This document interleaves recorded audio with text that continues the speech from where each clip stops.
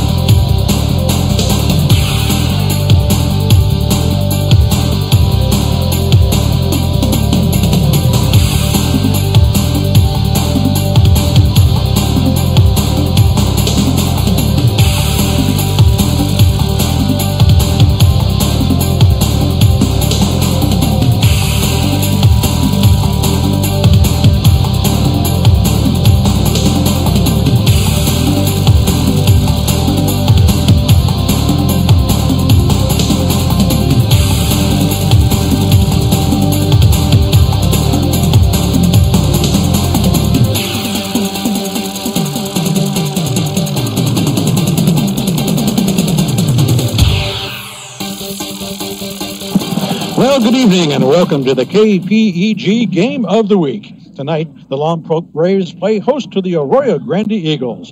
This is Greg Ratcliffe coming to you live from Houck Stadium, where the 2-1 Braves get ready to play in their home stadium for the first time this season. They'll face the 2-1 Eagles, writing the next chapter in what has become one of the most interesting rivalries in local football. The Braves take the field tonight after defeating the Bishop Diego Cardinals last week by a score of 36-10. The Eagles are also coming off a victory, having knocked off Independence 28-14 last Friday. So, with both teams having identical records and both bringing momentum from wins last week, this promises to be a great matchup between these two intersectional rivals. I was able to sit down with Braves head coach Andrew Jones yesterday when we discussed last week's win down at La Playa and his thoughts on tonight's game against the Eagles. Let's take a listen to what Coach Jones had to say. Well, I am here with Coach Andrew Jones. Coach, you went down to La Playa last week for the first ever meeting with Bishop Diego. You got the 36-10 victory. You're now 1-0 against the Cardinals. What's your assessment of how your team played? I thought we came out much better energy. Offensively, we took care of the football. First series, we had Schumer open and kind of, that one was right in front of me. He caught it, blatantly caught it. And then we got the incompletion. And then we got the personal foul penalty, and it backed us up. So I'm like, here we go again, and thought, we're going to put our defense in a bind once again, which we kind of did. And then we kind of started picking it up, stuck to the game plan, and got ourselves out of it. I was pleased with the defense. Before we subbed in some of the guys, they had given up like 48 yards the whole game, which was impressive, especially with them having their quarterback back from the phantom 4-game suspension, and then they had their running back back as well, and then they got that late run later on when our twos were in. So I just thought it was a great job by our guys. Obviously, the extra point team was off. We had a couple bad snaps, bad holds, bad kicks, so we got to get that fixed. Well, you kind of had a slow start offensively, but you got things moving in the second half. Did you make some adjustments at halftime to do that? Well, other than the first two series, we continued to move the ball. The fumble before the half, that would have set up a scoring opportunity, minute left in the half, and we don't get out of bounds. And then in the second half, we just tried to figure out when we could take a shot deep. We had the safeties coming up. We had the corners peeking in the backfield. We were just waiting for the right time, and I thought we executed that well. I thought Cameron played well. I thought the offensive line adjusted well. Obviously Leandre coming through for us, running the ball, shows what type of athlete he is. He had however many carries, a few catches, and he's productive, so we got to find ways to get him the ball. Arroyo had a nice night, too. 2 rushing TDs, a couple of passing. Do you like how he's coming along? Yeah, I think for him, he's just got to slow down. I think once he tries to speed up, he doesn't take his time, or he'll predetermine a read or a throw. That's when he gets in trouble. As a team, as an offense, we try to slow everything down. We huddled up a little bit more than we usually have and really try to control the clock to try to be our defense's friend. Last couple of weeks, we put the defense in horrible situations. Other than that one play, I thought we did a pretty good job of that. Well, the Cardinals had some pretty good size up front. Were you pleased with how your linemen stepped up for that? They're huge. I'm not sure where they get all those bodies from. Bishop Diego is the record's 1-2, but they're much better than that. They're a well-coached team. They're young, and I don't think they're going anywhere. They still have enough ammo, I think, to make a run in the playoffs. It'll be interesting how everything unfolds. Okay, so the 3-game road adventure to start the season is over. You finally get a home game, and it's against Arroyo Grande. They always play tough against the Braves. What do we know about the Eagles this season? Well, they're tough, well-coached, like they always are. I think the key, if we can match the physicality, their offensive line is the strength of the football team. They're big and physical, and then defensively, they got one of the better linebackers in the area. We just got to continue to improve week in and week out. This is a game in which will prep us for a league, and they are efficient running the ball. They're like 70-30 run to pass. Their QB is a dual threat guy that can run the ball a little bit too. We got to be able to force 3rd and long situations. If we do that and we can mix up our run game and get in a position to where they're guessing a little bit and we can maintain drives and get first downs, I think we can be in there in the fourth quarter. Special teams as well. I mean, they got a great kicker, a great punt team. The punter's good, but they've gotten a few different returns on the year, so we've had good weeks of preparation for special teams. The guys are buying into how important it is. For whatever reason, one of them is off a little bit, so we got to be the complete package on Friday in all areas of special teams, especially if we're going to, beat a way bigger school than us that's got way more numbers than we do. If we're going to be there in the fourth quarter, we got to be great in all 3 phases. All right, well, I heard the field was going to get some new sod prior to the game. Did that happen, and how's it look? Looks good. They replaced a couple of areas. I went out over the weekend and caught 7 gophers.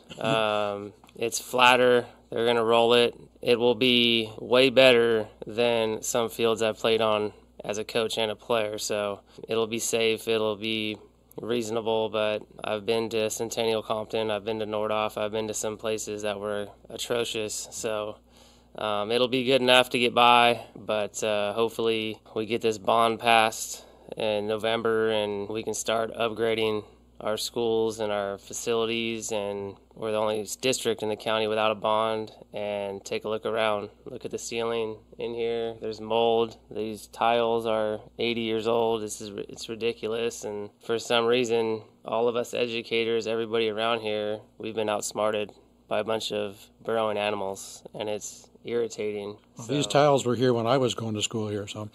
Yeah, it's super frustrating. I know the property taxes, but I'll pay extra money if the roof doesn't fall over my son's head when he's in high school, Okay, let's check the injury report. Anybody on the DL this week? I think we're all right. Carson Ranny will be back on the O-line. I think Galindo will be back. We'll get Drew Williams back from some personal reasons. Garcia's hampered with a knee, so he's probably going to be out. It's probably the only one. We've got some bumps and bruises. Guys are getting through it, so hopefully we can get through this one and rest up during the bye week. All right, Coach. Sounds like you're in pretty good shape. Thanks for your time, and good luck against the Eagles Friday. All right, thank you. Well, back live now at Houck Stadium. I'm joined, as always, by the Statmeister himself, Mike Loney. Mike, the Braves finally get a home game, and they have to face Arroyo Grande. The Eagles always play the Braves tough. What does this matchup look like to you tonight? Well, it looks like, there we go, have a microphone. It looks like the continuation of the longest continuous, or almost continuous, competition that Lompoc has. This one goes back a ways. This one goes back to 1931, and as of last year, it's the most played series that Lompoc has, finally topping Santa Maria. Lompoc has won the last 2, 28-14 2 years ago, 44-7 in one of the largest shellackings that the Braves have ever put on Arroyo Grande. But these 2 teams have a lot of history, and most of it involves hitting each other really, really hard. Yes. On the football field, of course. One of the earliest Lompoc football memories I have is Steve Bodway stopping Chico Rivera on a 4th and inches inside Pension Stadium in overtime to preserve a 6-0 Lompoc victory. For those of you who don't remember either of those, I believe Chico went to Humboldt State, and I think Bodway went to Arizona. That was a collision. I can imagine. The Eagles are taking the field right now as you speak, Mike. The Eagles apparently tonight will have James Gilmet on the field. Gilmet has rushed for over 1,100 yards each of the last 2 seasons. He's been out the last 2 weeks with a foot injury. I did see him out on the field in warm-up, so he will be playing. Did not appear to be experiencing any problems. In the meantime, they've had some other folks decide that they could play as well, including Mr. Thomason, number 11. He rushed for over 100 yards at San Luis Obispo.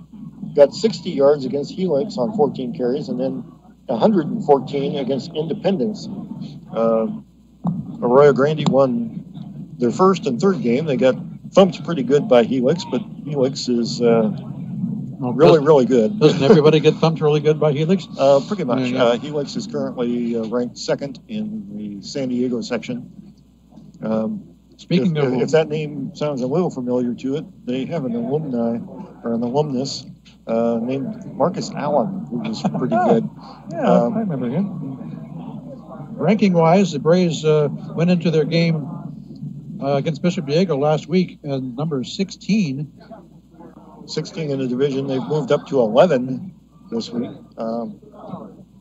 The Arroyo Grande Eagles are 10th in the Central section, 8th in Division 1. But you look at their rankings in the state, at least according to Max Preps, AG is 133rd, Lompoc's 130th. And according to the same source, AG is 1,658 in the country, and Lompoc is 1,626. So sounds like pretty close numbers. Captain's on the field right now, getting ready for the coin toss. Ryan Morgan out there for the Braves. Colin Rennie. Jacob Nunez. And the big guys. 77 and 78. And Mr. Hernandez himself. It's a overcast, chilly evening here at Houck Stadium tonight. Our good football friend, weather. Yep. Dave Alley from KCOI is down there for the toss as well. And I guess Chance Stickman is here from KSBY, since this is the game of the week for them. This is kind of the game to be at on the Central Coast this Friday, I think. Quite the rivalry the Braves and the Eagles have garnered up together over the last few years. Well, the overall series record is Lompoc 49 wins, 35 losses, and 3 ties. So the Braves could get their 50th win against Arroyo Grande tonight. I fully expect this to be a very competitive game all the way through. Probably the most competitive that they've been was in 1990 when they played 2 of the best high school football games I've ever seen. One was a narrow Lompoc victory up at Hinchon Stadium in the regular season, basically for the Northern League title.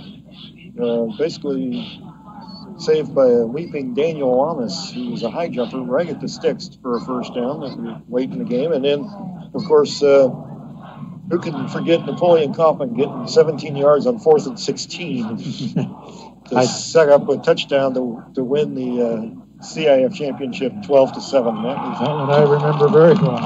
The Braves break the banner as they take the field. We're moments away from this game getting underway. A little more about Arroyo Grande. They grow them big up there in AG.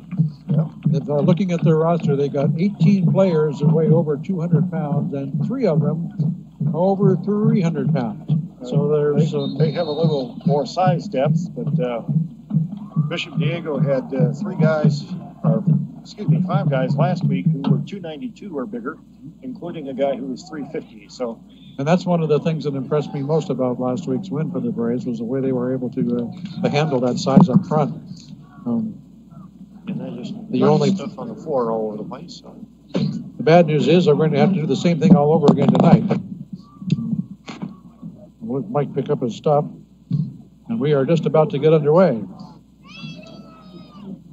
The Eagles will be kicking off to start things this evening in their traveling all-white uniforms. Yeah. Well, Greg, you remember back to the days of the Gutting Wiggle Braves. Yeah. Well, then, of course, there was the year they had what was regarded as one of the biggest offensive lines in the southern section. They had one guy who was 205 and one guy who was 191. That used to be big. Not these days. Braves not quite as big as they have been in the last few years, but still have some size of their own. They've got 16 players that break the 200 mark. And the teams are lined up, and we are ready to go here at Houck Stadium. Morgan back deep. Nice high end-over-end kick. Good hang time. Fielded by Morgan at the 2. Goes to the far side. He's got some room. Picks up a block, cuts it back in. He's at the hash mark. Still on his feet. Breaks another tackle. Gets across the 34. Nice return by Ryan Morgan up to the 34-yard line.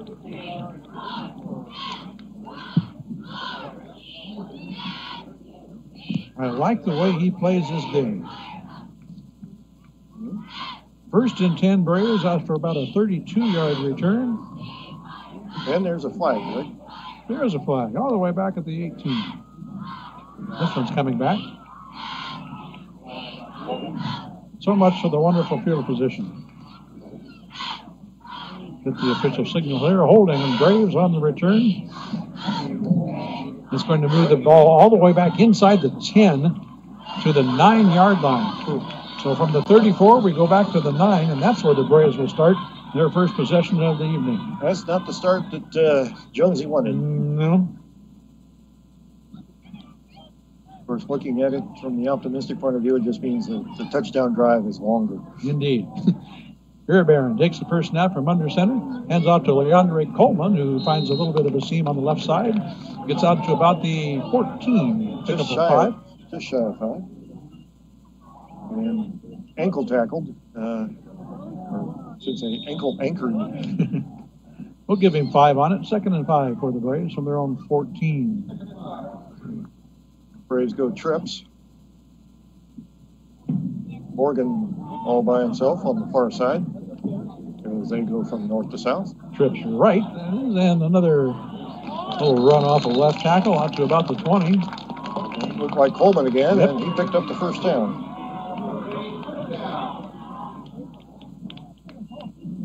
And we can see and read the scoreboard tonight. Yeah. It's always nice, and actually visible numbers, which is... It's nice to be back home. First and 10 Braves from the 20. Barron fakes the handoff, keeps it himself, sweeps to the right, picks up a block on the corner, and gets out of bounds at around the 36. Designed quarterback sweep all the way, and it worked pretty good for about, 16 yards? Yeah, something like that. Out to the 42, or excuse me, 37. They'll give him 17, and another first down for Lompoc.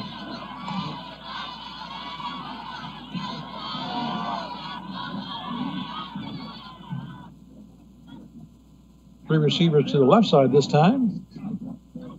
Schumer in motion. Barron's got himself again, scrambling. Manages to fall forward for about 3, maybe 4.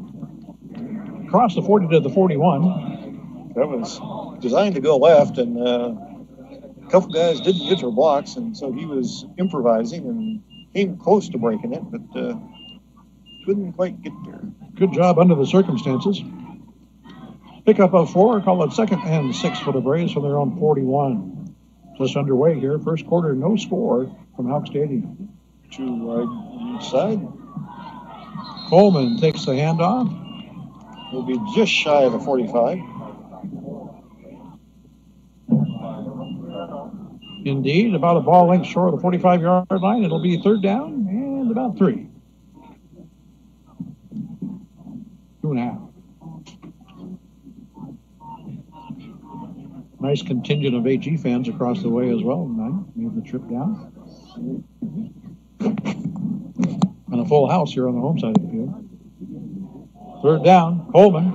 He's got the first down on the outside. Breaks a tackle at midfield. Picks up a block and gets out of bounds at the far side, about the 40-yard line in Arroyo Grande territory. Got thrown to the ground when he was about 2-3 yards out of bounds over there, too.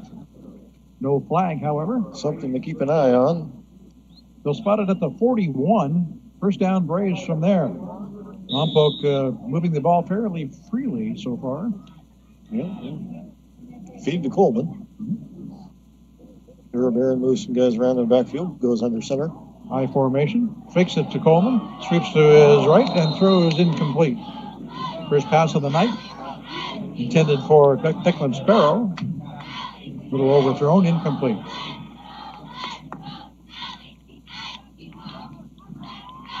Moves up second down and 10 for Lompoc. 9:41 left here in the first quarter. No score from Hawk Stadium. Braves with their first possession of the night.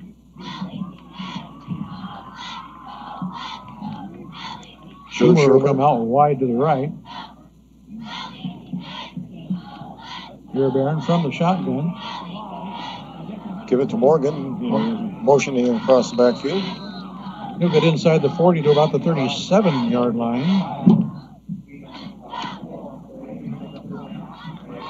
Give Morgan 4 yards on that one. Third down and about 6 now for Lompoc.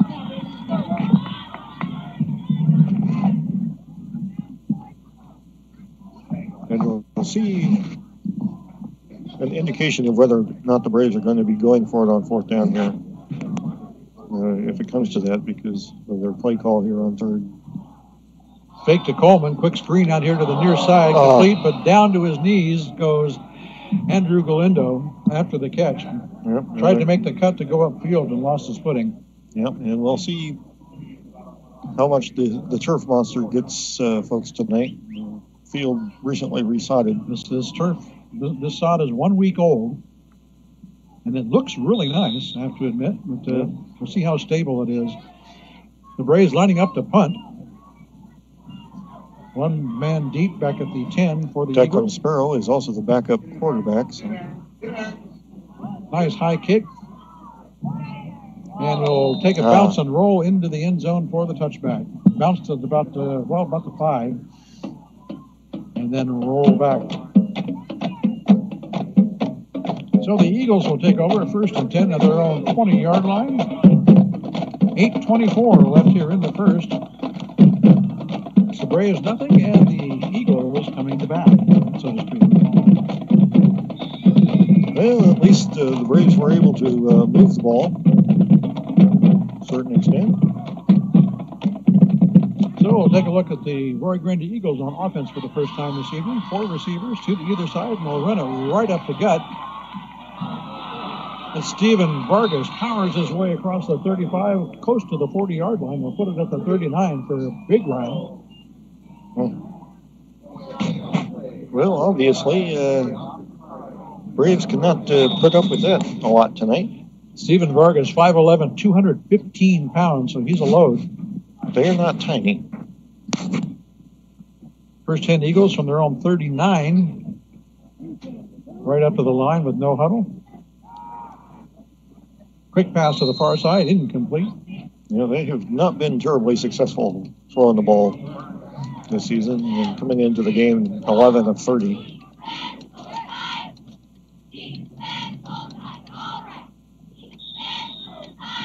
Incomplete pass brings up second and 10. They'll line up 3 receivers here to the near side. Handoff up the middle again, out to the 45. Vargas again on the carry. Picked up 6 and ruined his average. Third down and 4. They need to get to the 49. 4 wide. Vargas is the lone back out there with the quarterback. From the shotgun, looking to pass. Now rolling left. Throws on the run. Incomplete. Hit immediately by number 17, Galindo. Tanner May, the intended receiver.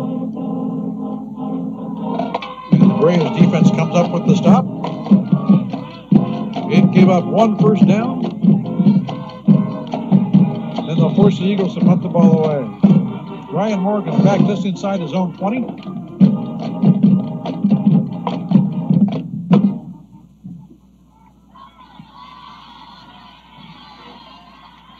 Good snap, got some pressure, but it gets the ball away nicely.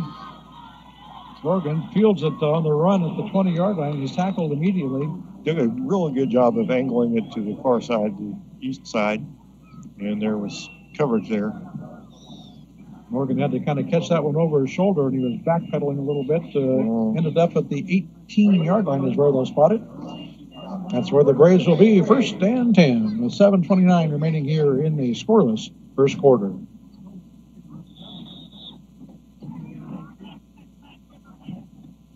Greg Ratcliffe, Mike Loney, Judy Baker back at the studio, bringing you the action here from Howe. Thank you for being with us tonight. We appreciate you joining us here in the KPEG Game of the Week.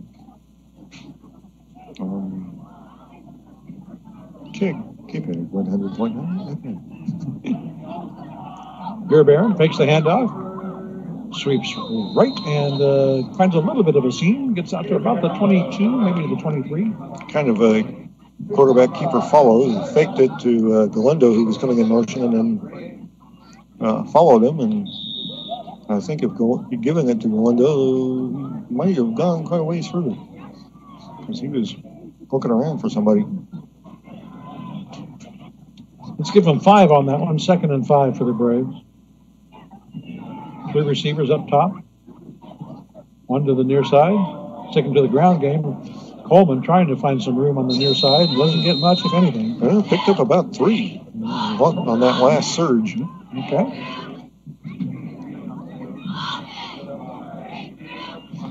Across the 25, he makes it to the 27. It'll be 3rd down and short, a little over a yard. Looked like they had him stopped and had him stopped and then didn't have him stopped. Sure did. Morgan will come out here right along the sideline. He's on the near hash mark. Give to Coleman. Had contact in the backfield. Tries to get back to the line of scrimmage and maybe did. Picked up a smidgen, perhaps. Certainly short of a first by about a yard. It'll be a 4th down. Ball just across the 22. And the Braves line up to go for it. 4th and short in their own territory. And see if they're trying to draw them offside here. A little hard count there by Uribarren from the shotgun. Mm-hmm. Now he comes up under center. And they're timeout. Yeah, we had 2 guys lined up to the short, the near side. Braves just trying to draw some contact and offsides.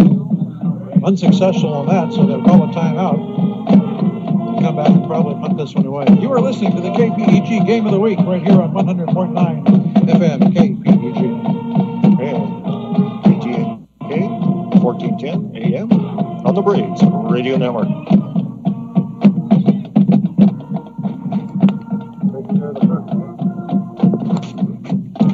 Should mention that we're also streaming tonight's action. For those of you that have friends and family who are outside of our KPEG listening area, let them know they can tune in at kpegradio.com. And if they can't listen to us live, you can always check out the broadcast on the City of Lompoc YouTube channel. Indeed. All of our live broadcasts are archived.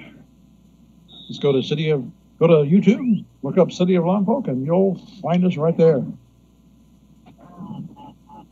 So the Braves will come out after the timeout. Caleb Thomason was back to return the punt, but now they've come up into a standard defensive formation. Because the Braves are lining up to go for it after all. Coleman finds the edge and gets the first down out to the 34. Give them a little more than that. Out to, looks like they're going to mark it right at the 35. 35, okay. Pretty gutsy, Mike. Well, their kicking game is not what it usually is, and so Pretty deep in their own territory to be doing things like that, but it worked out, so we'll take it. First and 10 Braves from their 35. Here, Barron from the shotgun. Coleman right up the middle. Gets to about the 38. Pickup of about 3. That was actually number 8. Oh, so Oscar Tenario. yeah. Put it at the 39. Gain of about 4 for Oscar. And he'll stay out there, so I guess they decided to give him at least a series, or part of a series. Here, Barron fakes the handoff and then gets wrapped up in the backfield for a loss. Tyler Hamilton in the backfield quickly for the Eagles to make the stop. Ball back to the 37.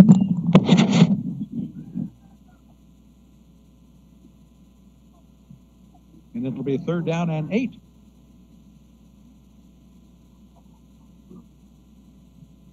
And Statmeister said, let there be light. We could see outside, but we couldn't see inside. So who knew there were lights in here? Yeah. Here, Barron, back to pass. Plenty of time. He's got all night back there. Throws this one across the middle, intended for Morgan, incomplete.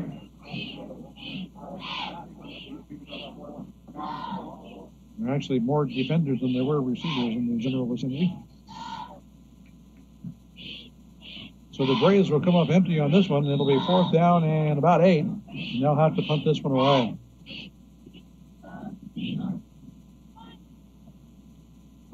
One receiver back deep just inside the 30 for the Eagles. I believe that's number 11, Kayvor Thomason. Sparrow, very short kick, rolls out of bounds at midfield. And that's why you go for it on 4th down. It's the nose of the ball is just touching the 50 on the Arroyo Grande side. It's going to call that the Arroyo Grande 50. Terrific field position for the Eagles to start this possession. 3:49 left here in the first. We are scoreless from Hawk Stadium.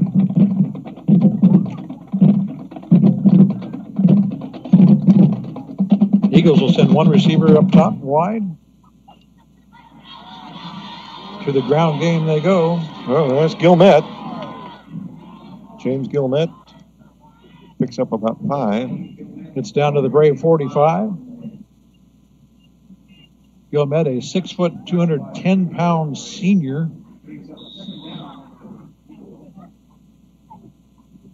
Second and 5 for the Arroyo Grande Eagles from the Brave 45. Tight formation. Little pitch to the back. Almost down to the 40, about a yard shy. And he got stood up and sent back the other direction with some. 3rd down and about 1 now for the Eagles, just outside the Brave 40-yard line.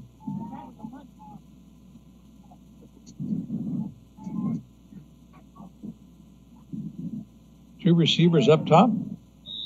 And flags come a-flying. And we're seeing Arroyo Grande retrograde motion here. A false start.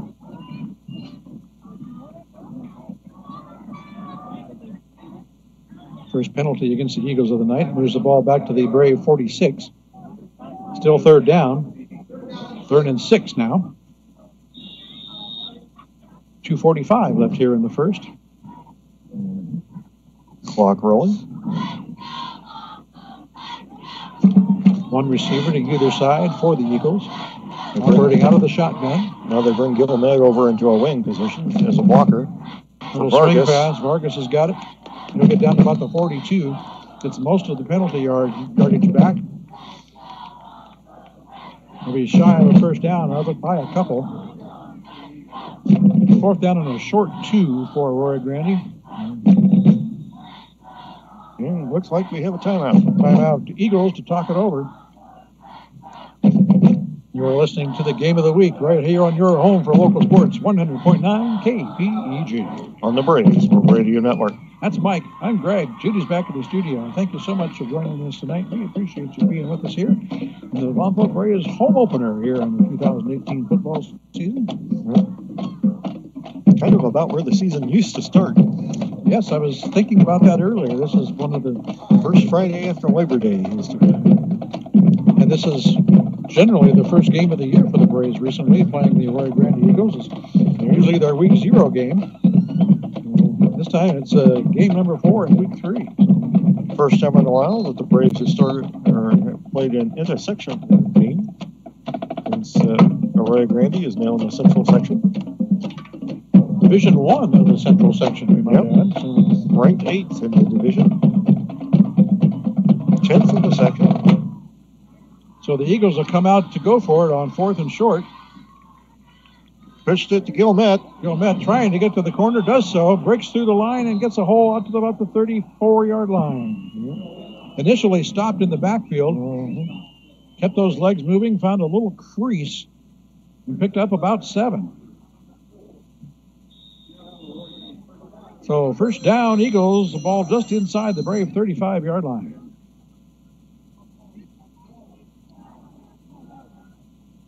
Three receivers here to the left, one to the right. And they throw right, incomplete. Intended from Mason Garcia. The passing game tonight has been not spectacular so far. True. On either side. Under 2 minutes remaining. Clock stopped at 1:57 here in the first. Still no score. Eagles with a little bit of a threat here on the Brave side of the 50. Flag down, and this play will get stopped. Quarterback roll out to the left, and he was kind of lonely, but the whistles were blowing, and we've got another false start against the Eagles. Back him up 5. When you get Caden Byrne, the AG quarterback, out there alone, you can see how big he is. He's 6'1", 218 pounds. When Arroyo Grande's on the field, there isn't a whole lot of small. Yeah, small is not an option for these guys. 2nd and 15 now from the 40. And it's same play again. Byrne will keep it after the fake handoff and dives down close to the 30-yard line. Pick up of just about 10. Be 5 yards short. Yard to gain. Just outside the 30, 3rd down and long 5, short 6, either way you want to look at it. 5 meters. Something like that. Minute and a half to go here in the first quarter. 3 receivers left. Byrne throws out complete.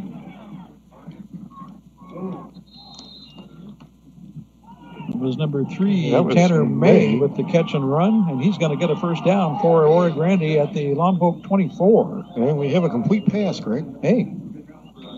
Take note of that. We have 1:18 to go in the first period. That only took 10 and a half minutes. 3 receivers up top, 1 here to the short side. Byrne back to pass, now scrambling to his left. Throws on the move. Incomplete at the 10-yard line. And we should note that he is a lefty, so.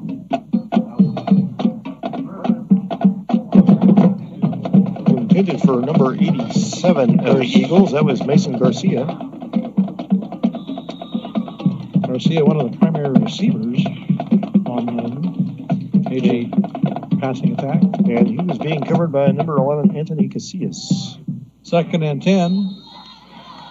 Vargas right up the middle to about the 22.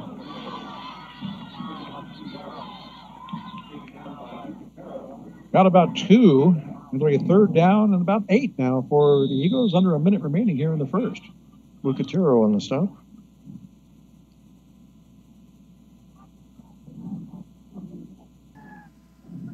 Arroyo Grande will send 3 receivers up to the top side. 1 here to the near side. Byrne from the shotgun. Keeps it himself. Design QB draw. Gets down to the 15. Be a little bit short. I think Ranny was the guy who wrapped up his legs. And he got hit by 3 or 4 guys. Ranny back on the field this week. Good to see. And that will tick off the final seconds. No? Yes. Maybe.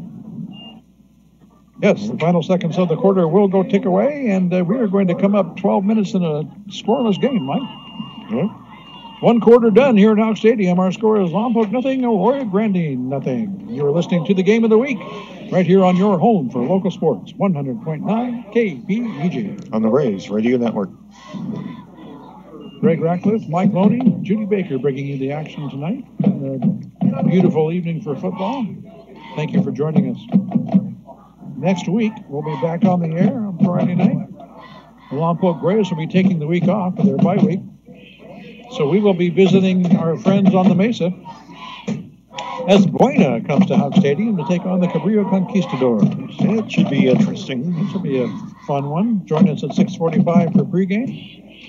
Kickoff scheduled at 7 o'clock. We'll be here. The Buena Bulldogs and the Cabrillo Conquistadors. 1 week from tonight. Now, back in present time, we'll turn around and go the other way.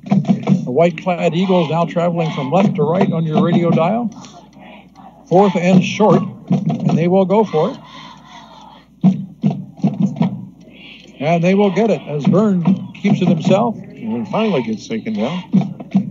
Fights his way down in about the 8-yard line, proving to be a handful to tackle. It is first and goal, Eagles from the 8. Now they'll spread things out. 2 to either side. Byrne from the shotgun. Run up the middle. Vargas has got it. He's in. Touchdown, Eagles.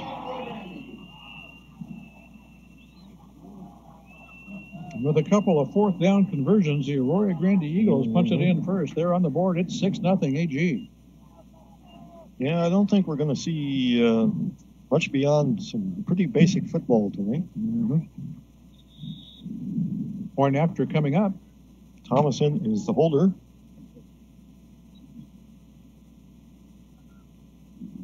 Colton Baker, the kicker. And this boot is away and good.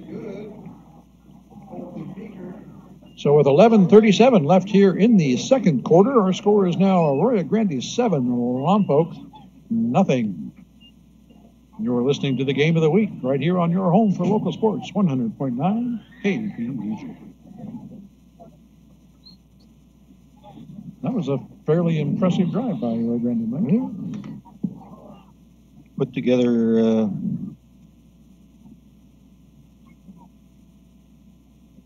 number of first downs. They started at the 50, so it was fairly methodical. There was not really nothing terribly fancy about it, that's for sure. That was just some good old-fashioned smash mouth football. I'll say that 3 times. I can't even say it once, apparently. So Arroyo Grande set the kickoff from their 40.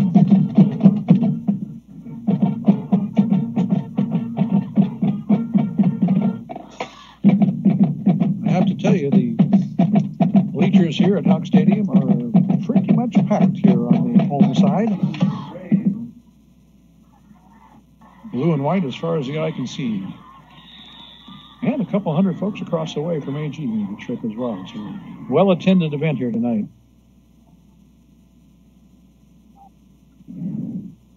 Another nice kickoff. Going to go about 3-4 yards deep into the end zone. And the Braves will take over first and 10 at their own 20-yard line with 11:37. I tell you, it is a real positive to have a good kicking game. Indeed. And the Lompoc Braves were spoiled in that respect for quite a few years.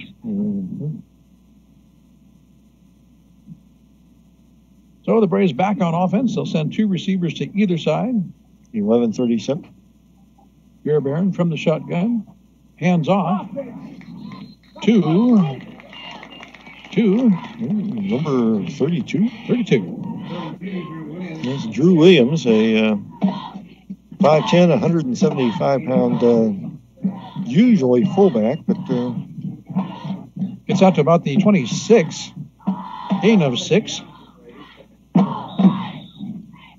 Good to see Williams back out on the field. He missed last week. He's shifting around quite a bit. 4 receivers set once again. Sticking with the ground game. Williams again. All the way out to the 34, maybe the 35. Yep, 35-yard line. First down, Braves. And we saw Drew do some real good things in week 1 against Simi Valley. Mm-hmm. He's small enough to ease through the cracks. And off again across the 40 to the 43. And they're going to put him on the field and use him. 3 in a row for Drew. Mm-hmm. Picked up about 7 on that one. Yeah. Hasn't been any fancy about this one. It's been 2nd and 3. They'll go to Coleman this time, who comes in for Williams. They'll get it the first down at the 48. picked up about 6. This is basic in-your-face football right now, This is folks. A-gap. Yeah. Smash them. 1st and 10 Braves from the 48. Movement on the line. See who they're going to get. It'll be offsides. So 5 free ones for the Braves. Yeah, they could have used that one back in the first quarter. Yeah. Moves the ball into Arroyo Grande territory at the 47. 1st down and 5 now. 10:16 left here in the second quarter. 7-0 is our score. The Eagles on top. The Braves on the move. Coleman takes the handoff. He's going to get 3 or 4 inside the 45. Just inside the 45. All just inside the 45-yard line. It'll be a 3rd down and about 3. 2nd down. 2nd down, sorry.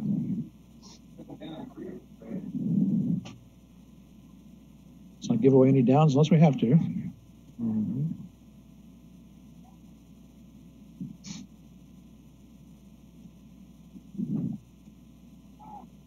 Two receivers to either side. Iribarren from the shotgun. They give to Coleman. Ooh. Gets to the left corner and gets pushed out of bounds at about the 40-yard line. Guy tried to tackle him and he kind of bounced off. Tackler went down and Coleman kind of was trying to tiptoe down the sideline and somebody finally shoved him out. But he does not go down easy. Down to the 40. That'll move the chains for the Braves. 9:21 remaining. And a half. Ball just outside the 40. From the shotgun once again.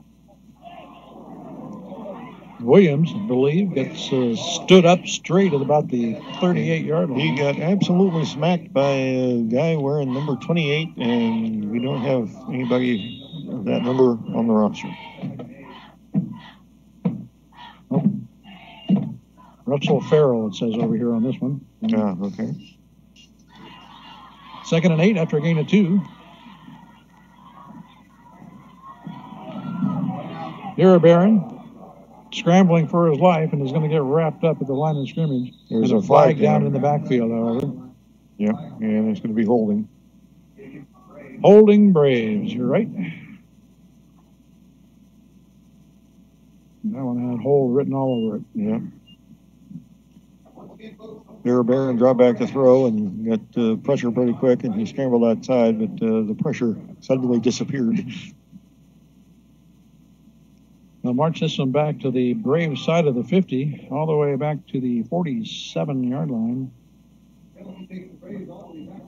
Good news is it's still 2nd down, but it's about a mile and a half. We've got to get all the way down to the 30. Quick math says that's 23 yards away. And we've got some early numbers. Pioneer Valley up 15-0 on Cabrillo in the first quarter, and Nordhoff leading San Marcos 13-0 in the second. Iribarren, plenty of time, throws a little screen out here to Williams, complete, and gets forward progress about to the 43, back in AG territory. Just a little outlet pass. Nobody else was open, so he just dumped it off. Bring up 3rd down. 3rd and about 13 now. Need to get down to the 30. Clock stopped with 8:15 left here in the first half. 7-0 is our score. The Arroyo Grande Eagles lead the Lompoc Braves here at Hawk Stadium. Pickup of about 9. 3rd and 13. And timeout called by the Braves. That's their second. You're listening to the KPEG Game of the Week right here on your home for local sports, 100.9 KPEG. On the Braves Radio Network. That's Mike. I'm Greg. Judy's back at the studio. And we appreciate you being with us here tonight. Hi, Judy.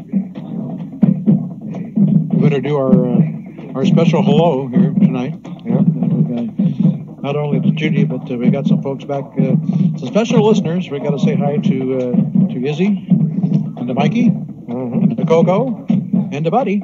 Yeah. And of course, Lita and Nino, all those other folks hanging around the radio tonight. I'd like to throw in one to Derek Avalonoza, former Cabrillo quarterback.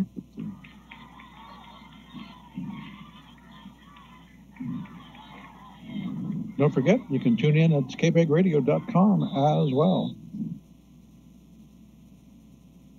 So we will go 3rd down and 13 for the Braves from their own 43. 2 receivers at either side. Iribarren sets. Throws incomplete behind Morgan. Had 2 receivers in the area and about 3 defenders and nobody close to the ball. It might have been a little miscommunication. I'm not sure. Definitely had some zip on the throw. Yeah, it was a dart, that's for sure. Will that bring up 4th down and a punting situation? Well, normally I'd say yes. Sparrow back to kick. A little better kick this time. A pretty nice one this time. Well, fair catch, but bobbled, but maintained control at the 11-yard line. He actually dropped it and picked it up. Yep. That is immediately a dead ball if you called fair catch. Okay, so 1st down for the Eagles at their 11-yard line with 8:06 remaining in the half. Arroyo Grande has a 7-0 lead.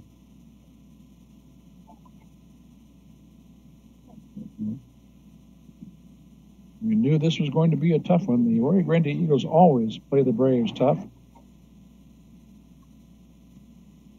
Tonight is going to be no exception, I can tell.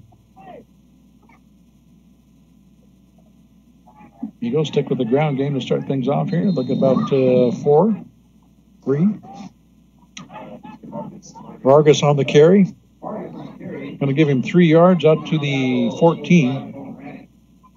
It'll be 2nd and 7 for the Eagles. Ranny and company on the stop.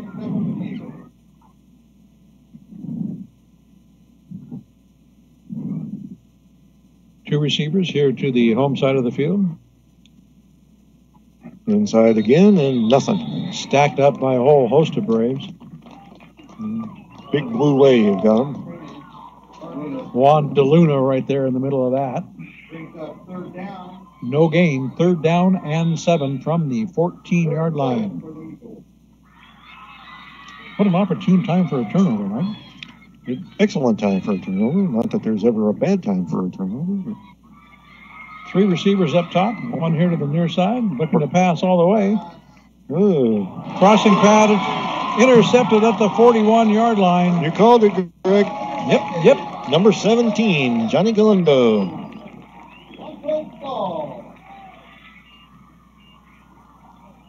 What do you know? Every now and then I get lucky. Galindo was right there to pick off that overthrown pass.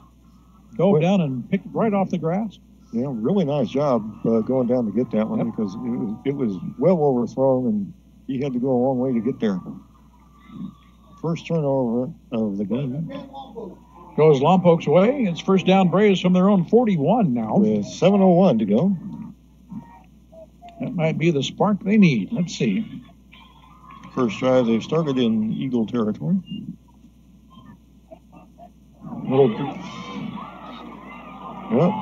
Drew is going to get ankle tackled at the 41. Yeah. Back to the line of scrimmage. Maybe a smidgen. Got about the length of a ball in his hands. We're going to call it 2nd and 10. That one did not work as designed. Clock running 6.5 left here till halftime. Eagles leading the Braves 7-0. Braves trying to take advantage of a turnover. By the way, if you're wondering, the order of size goes smidgen, skosh, iota, and iota's basically less than half of a skosh, and a smidgen's about twice as much as a skosh. I'm glad we clarified that. Well, people have been asking, right? Yeah, I know. It's so confusing. Timeout Braves. Stopped the clock with 6:14 left. You're listening to the Game of the Week right here on your home for local sports, 100.9 KPEG. On the Braves Radio Network. That's the third Braves timeout, by the way. Which would make it their last. Well, the final one of this half. Yeah. At this time, folks, break out their program. Looking for program number 44. Next week, as we mentioned, the Braves will have their bye week, so they'll take off and try and rest up and nurse some bruises and whatnot. After that, they will be right back here at Hawk Stadium to take on St. Joe. And what will be the last game before league play starts. Which will be a very interesting and somewhat surreal experience. We haven't been in league with GP in San Marcos since 1968, I believe. Ryan Morgan on a little bit of a semi-tunnel screen. Complete and down to the 36.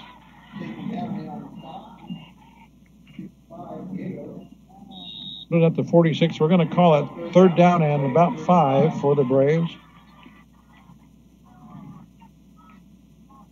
Jerry Barron from the shotgun. Two receivers on each side, and the one back is Drew Williams.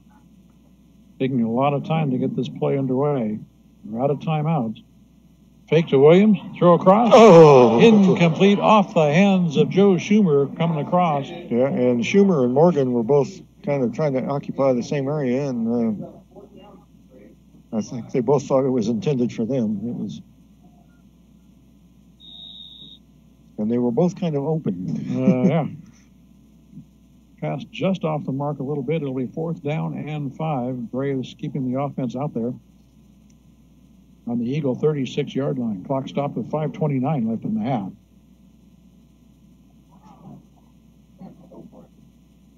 Two receivers to either side. Barron from the shotgun. Williams in the backfield. Under pressure, Barron now picks it down. Running to his right. And dives down towards the 30-yard line. He's just short. Come up a half a yard shy, and the Eagles will take over on downs. I thought he was going to get there. Yeah, I think his knee hit just before. He was going to be very close, but one of the things about him scrambling to the right is, since he's a lefty, it's very hard for him to throw. So they were able to close quickly. He spotted the ball at the 32-yard line. And now I think, well, they're telling Jonesy to get off the field, but I think he's asking for a measurement. I believe they've already moved the chains. And the chains have been relocated, so that's going to be a little tough. And Coach Jones is out on the field discussing it with the officials. The AG offense is already back. Santa Barbara is up 7-0 on St. Bonaventure in the first quarter. And it's official. It's AG ball.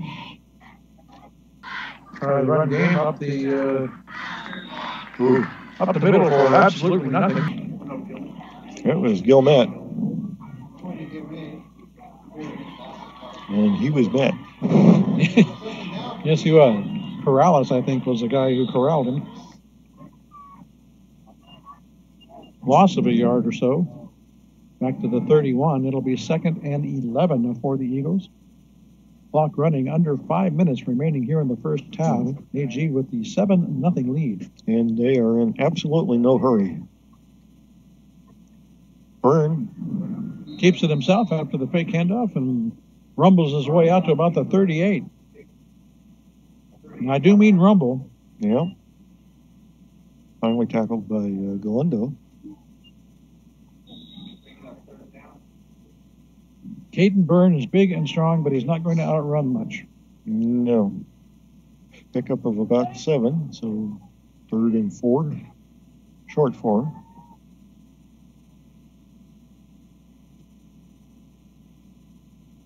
Handoff goes straight up the gut, up to the 44-yard line. That'll move the chains for the Eagles. And there's somebody who carried the ball into that pile. I think it was Vargas. I think it was too. But there was a massive humanity there. Yeah, that right was in the middle. The definition of a scrum there. First down, Eagles from the 44-yard line. Just under 4 minutes remaining in the half. 7-0 Eagles lead. Keeping the ball on the ground.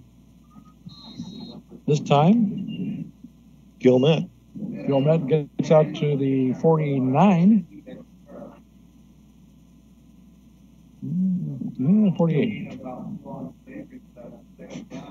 2nd and 6 from the 48. Clock running, 3.5 left.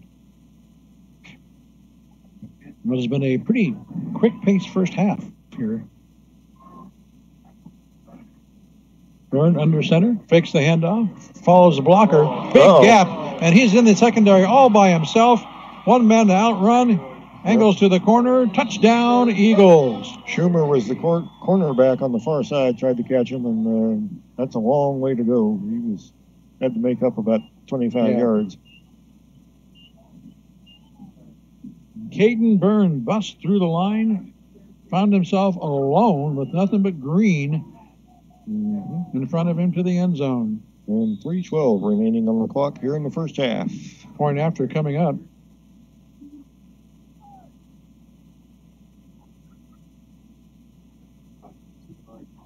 Good snap. Kick is away. Looks good to me. Yeah. The officials agree. 52-yard run. Gilmet. 3:12. And the kick. Left here in the first half. Our score is now Arroyo Grande 14, Lompoc nothing. You are listening to the Game of the Week on your home for local sports, 100.9 KPEG. On the Braves Radio Network.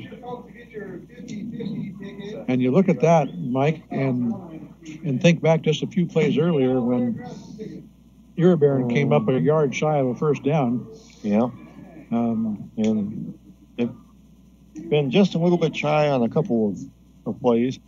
In case you're wondering, the last time Lompoc was shut out by Arroyo Grande was 2003, and it was a 31-0 shellacking. In terms of shutouts, the Braves have 14 against the Eagles, and the Eagles have 4 against the Braves, and there was a 0-0 tie back in the Yonders. I'm glad I didn't broadcast that one. It was a defensive battle. So the Eagles set to kick off. Braves need to come up with some points here before halftime to get away from that shutout you were just talking about, Mike. And that one's going to go. Goes into the end zone. Once again, the touchback will start the Braves off at their own 20 with 3:12 remaining in the half. Braves find themselves down 14 here in their home opener. I had a feeling they were going to have a football game breakout tonight. Yeah. Well, they've kind of been a team of halves so far this year. Well, things didn't gel all that well last week in the first half. Yeah. And they broke things open in the third quarter. Yeah. Against Simi Valley, the first half wasn't really anything to fall home about. And they'll come out in the 4-receiver set. Iribarren will keep it himself. Sweeping here to the near side. And tries to leap a guy and does not succeed. And face plants on the new turf. He'll get out to about the 24. Pickup of 4. And the last 2 of that were in the air. Clock running 2:45 left till halftime. 2nd and 6 for the Braves on their own 24-yard line. 3 receivers, wide right. Morgan here to the near side. A little interior screen to Morgan, and he gets about 4. Get out to the 29. It's going to be a yard shy of a first down.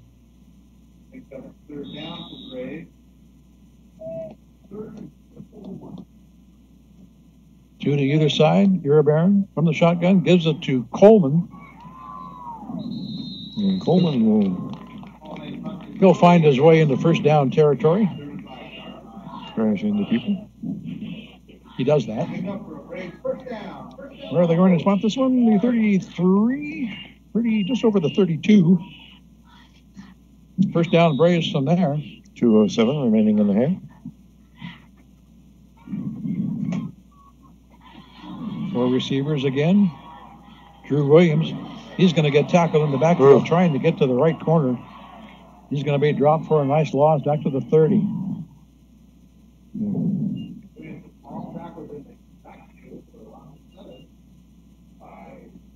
Loss of a couple, maybe 3. Yeah.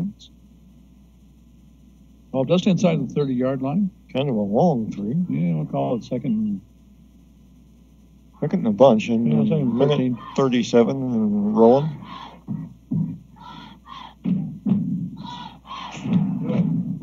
Iribarren back to pass. Plenty of time. He could make lunch back there. And now the protection breaks down. He's scrambling for his life. Picks up a block and finally gets tackled at about the 31, 32-yard line. Picked up a couple. Manages to get back to the original line of scrimmage. He had all day there for a while, and finally the protection just broke down.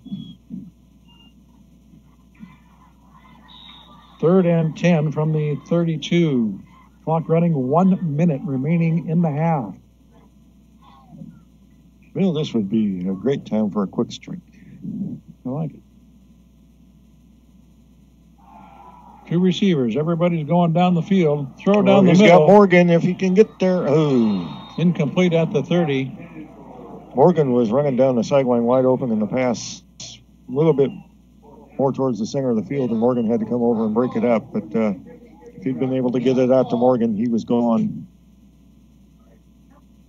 Morgan ended up actually being a defensive back there, knocking that one away from the real defender, Mason Thompson, who was in the area. So the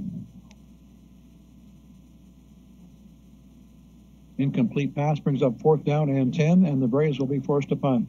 43.4 seconds. Need a good one here. Nice snap and a decent punt.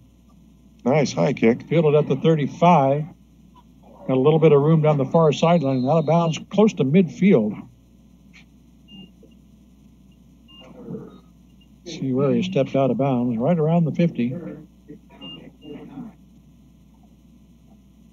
Arroyo Grande will have 33.7 seconds remaining and a couple of timeouts, if I recall correctly. Indeed. They'll spot it at the Eagle 49-yard line. 1st and 10 AG from there. The Braves need to come up with about 34 seconds worth of defense here. Yep. Or a turnover. A turnover would be good. Especially a pick 6. That would be nice.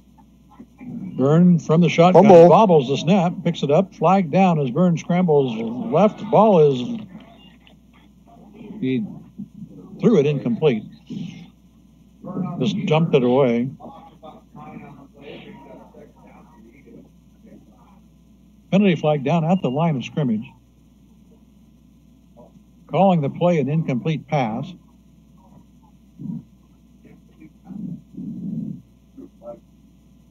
And waiting for the call. Called start. Eagles. So all of that for naught. Move the ball back to the 44. 27.5 seconds on the clock. At least that burned a little time. Still first down, 1st and 15 now for the Eagles. Byrne from the shotgun. Throw is complete on the far side, down immediately. That was Mason Garcia on the catch. Had to sky for that one, came down on his back. And Arroyo Grande will call a timeout to stop the clock with 16.9 seconds remaining. When they come back, it'll be 2nd and 5 from the Brave 46. You are listening to the Game of the Week right here on your home for local sports, 100.9 KPEG. On the Braves Radio Network. Mike, were you expecting a battle like this? I was expecting Lompoc to have a little bit more offense, but I was not terribly surprised.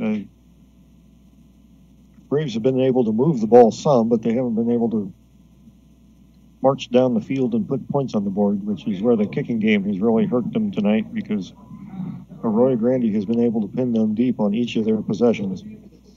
They had one good possession that they moved the ball fairly well, but came up empty. And well, Lompoc's starting position, the 9, the 18, their 20, the Arroyo Grande 41, and the Lompoc 20. So back to action. Pass complete here to the near side and out of bounds. That was Taylor May.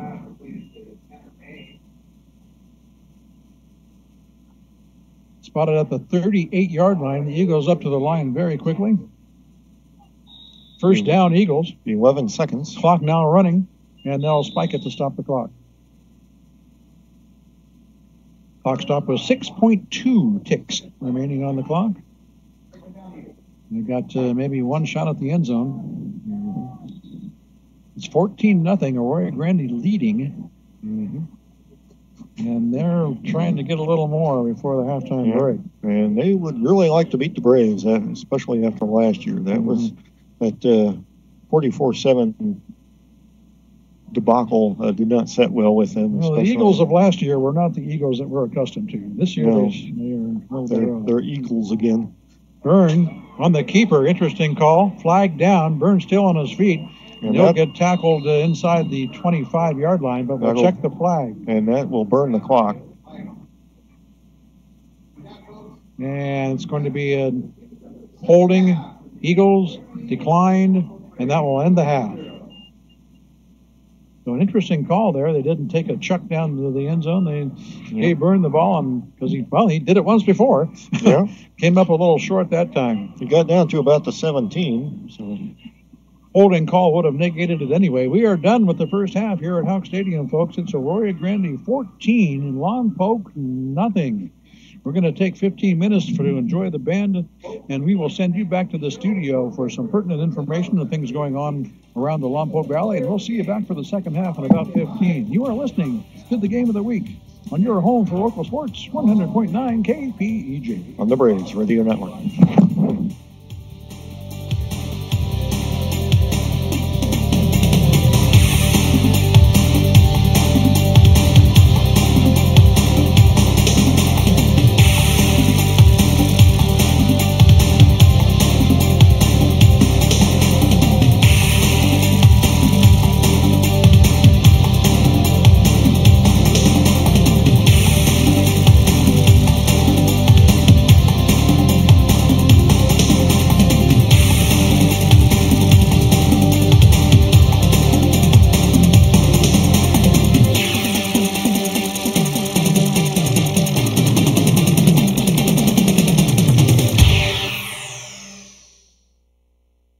I got smart about mortgages.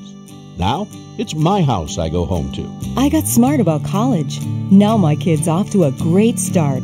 When it comes to your money, whatever you want to get smart about, you can find it at smartaboutmoney.org. I got smart about health insurance. Now both my finances and I are healthy.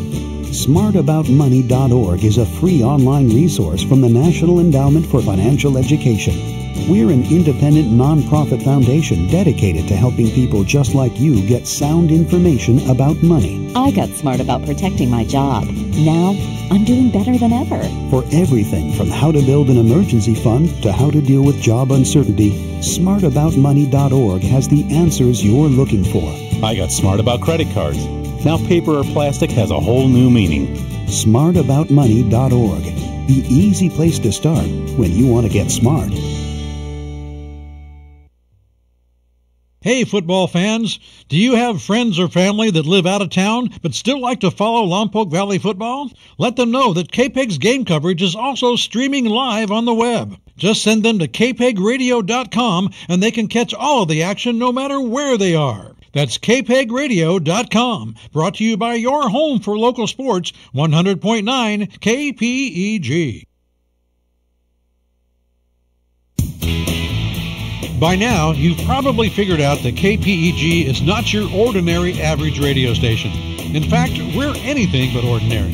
First, you'll never ever hear a commercial on KPEG. We're all about the music. And how about that music? We play more music with more variety than any other station in the area. And not just the standard tunes you hear everywhere else. Sure, we play rock and oldies and your favorite classic rock songs, but we'll also introduce you to some deep tracks that you might not have heard. Some new rock, and even some bands that are a bit off the mainstream. That's what makes KPEG so unique. Well, that and our exclusive live sports coverage. But the point is that KPEG is different by design. Enjoy it. We're 100.9 KPEG.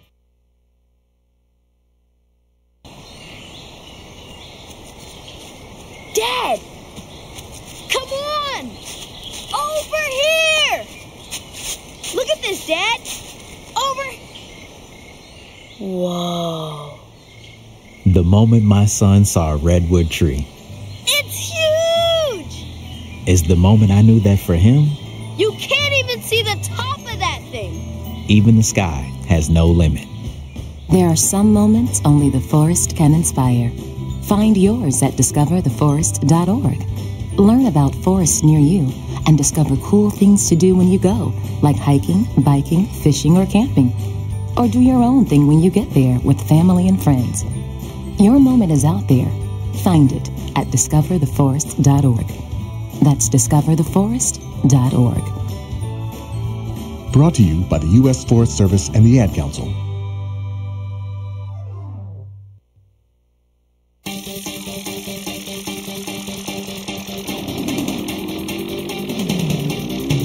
We hope you are enjoying tonight's game featuring the Lompoc Braves and the Arroyo Grande Eagles.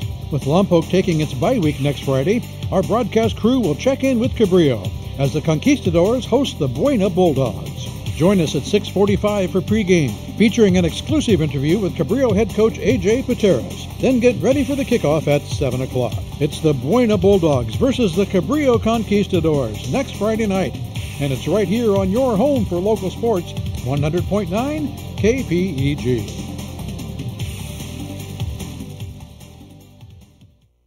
The City Council meetings are your window into how Lompoc works. You can even speak to the council and let them know how you feel. But if you can't be there in person, you can always follow along on TAP TV, KPEG Radio, and the web at cityoflompoc.com. That's right. We'll be there on the first and third Tuesday of every month, bringing you all the comments, discussions, and votes. So tune in for a live trimulcast of your City Council meetings, only on TAP TV, KPEG Radio, and cityoflompoc.com. You're listening to the Game of the Week on KPEG. It's halftime, so grab a snack, refresh your beverage, then settle back into your favorite chair. The second half kickoff is coming up soon, right here on 100.9 FM KPEG. Don't have a car? Too far to walk? Bike in the shop? Welcome aboard Colt, the City of Lompoc Transit. Sit back and let us do the driving. Colt serves the communities of Lompoc, Mission Hills, and Vandenberg Village. We offer comfort, low fares, convenience, free transfers, and great service. For more information and free trip planning assistance, give us a call at 736-7666 or visit us on the web at cityoflompoc.com/transit.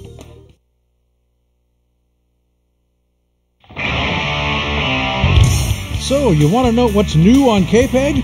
Well, we've created the perfect solution, and we call it KPEG New Tracks. Every week, we'll showcase some of the new songs we've recently added to the mix, plus preview some tracks that haven't even made it into rotation yet. From indie to heavy metal, you'll hear some great new additions to the library, complete with artist and song title information. And who knows, one of them may turn out to be your next favorite song. Can you afford not to listen? It's KPEG New Tracks. Catch it every Friday night at 6 p.m. right here on your home for the greatest collection of rock and roll on the planet, 100.9 KPEG.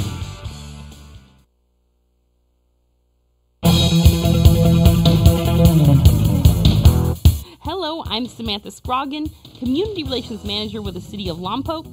And I'm Jasmine McGinty, Development Program Specialist. Let's tune in to what's happening in Lompoc.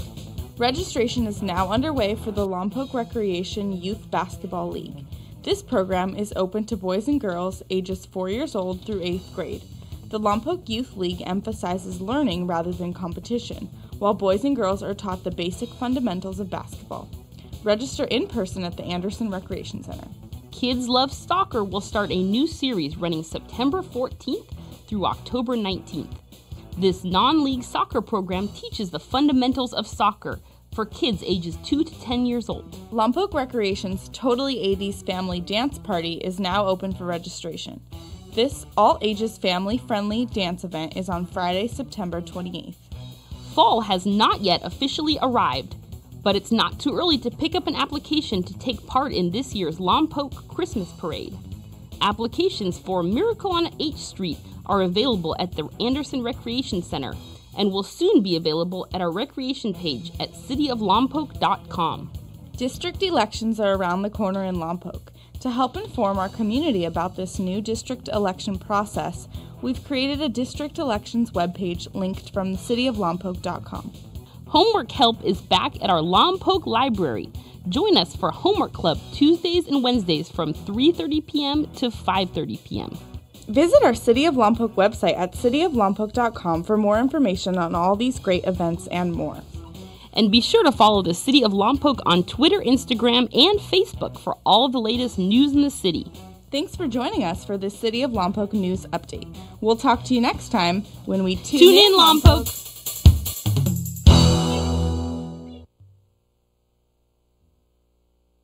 Rich is just a really good guy. The term good egg isn't enough to describe him. He's also certified organic and free range. Rich puts the cap back on everything.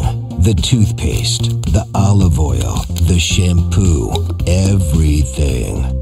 He lets his 10-year-old nephew beat him at virtual tennis, even though he can straight up slay his 10-year-old nephew in virtual tennis. When the toilet paper is running low, Rich replaces the roll on the actual holder, not just on the back of the toilet. Rich is texting and driving. Rich? No. What are you doing, Rich? I was just telling everyone how great you are. Texting and driving makes good people look bad. Visit StopTextStopWrecks.org. A public service announcement brought to you by the National Highway Traffic Safety Administration and the Ad Council. You're listening to the Game of the Week on KPEG. It's halftime, so grab a snack, refresh your beverage, then settle back into your favorite chair. The second half kickoff is coming up soon, right here on 100.9 FM KPEG. I shop and cook for my mom every week. I help my dad pay his bills. I take my wife to the doctor. Am I a caregiver? Are you caring for a senior parent, spouse, or friend? Do you spend time helping with meals, shopping, or personal care? Are you stressed? Do you have less time for yourself? You are not alone. Nearly 1 in 6 people in Lompoc are caregivers. Visit caringtogetherlompoc.org or call 925-9554.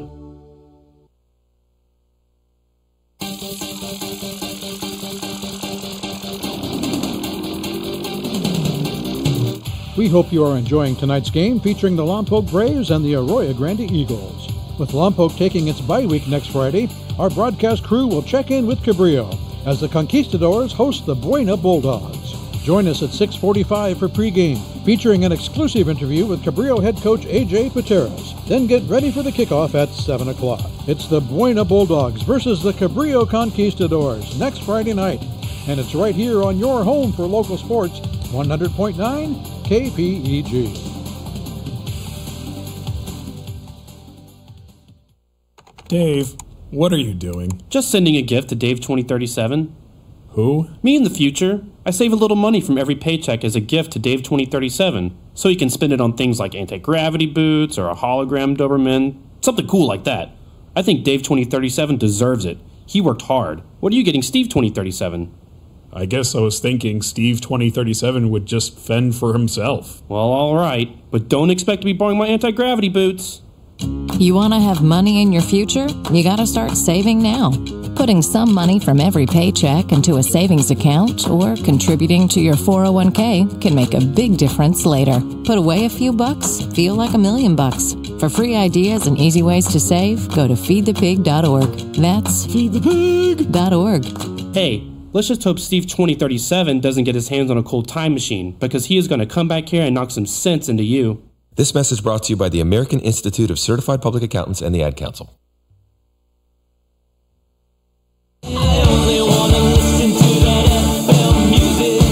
Hi, I'm Casey Farah, your host for KPEG's Local Music Hour. Playing music from Lompoc and the surrounding cities. Every Saturday at 7 p.m. Right here on KPEG 100.9 FM.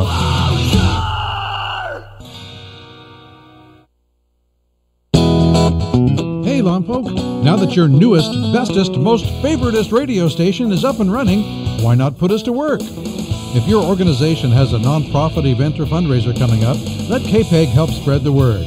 Just submit your public service announcement at least 2 weeks in advance and we'll handle the rest. Call us at 875-2750 for details. That's 875-2750. After all, KPEG is your community radio station. Serving you is what we do. You're listening to the Game of the Week on KPEG. It's halftime, so grab a snack, refresh your beverage, then settle back into your favorite chair. The second half kickoff is coming up soon, right here on 100.9 FM KPEG. So you see, son, good manners are very, very important. Someday, many years from now, when you're a grown-up, you'll be a man. And when you are, you should be a gentleman. Do you want me to go through it one more time? Yes. Yes, please. Yes, please. Exactly. Always say please, thank you, you're welcome, and excuse me. Sit up straight, hold doors open for ladies. If a door's shut, then knock first. Don't burp, don't swear, don't speak with your mouth full, don't reach across people's plates, keep your elbows off the table. What table? And don't interrupt. While we're at it, don't stare, don't use foul language, don't call people names, but do remember people's names. Always share your toys, play nice, and cover your mouth when you cough or sneeze. On the bus, give up your seat to anyone who has trouble standing. Bottom line, treat others the way you'd like to be treated. Got it? Got it. And stop picking your nose. Most parenting is hard to do in just 2 minutes. But spending just 2 minutes twice a day making sure they brush their teeth is easier and could help save them from a lifetime of tooth pain. For fun 2-minute videos to watch while brushing, visit 2min2x.org. That's 2min2x.org. A message from the Partnership for Healthy Mouths, Healthy Lives, and the Ad Council. The World Wide Web has many things to offer, and one of those things is Tap TV. Just surf your browser to cityoflompoc.com/taptv. Click on any one of our 3 channels and you'll see original, locally produced television. Between shows, we have a bulletin board loaded with announcements and events in Lompoc, with rockin' KPEG radio as the soundtrack. It doesn't stop there. You can make your own TV show. Just stop by the Lompoc Media Center at 125 West Walnut on the 3rd floor of the Anderson Rec Center, and we'll show you how.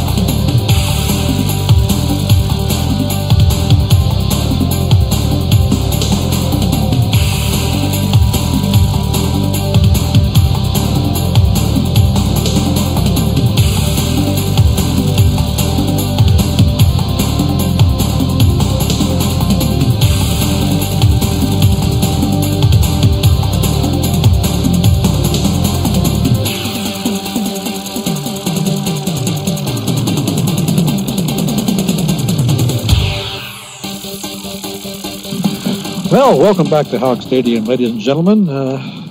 First half is complete. We have a 14-0 score. The Arroyo Grande Eagles leading the Lompoc Braves in what has been an interesting ball game. How would you describe it, Mike? Well, if it were back a few decades, I'd say that the Lompoc offense would be on a milk carton somewhere, because it has definitely been missing. I can't remember the last time I saw the Lompoc Braves get blanked in a half. Yep.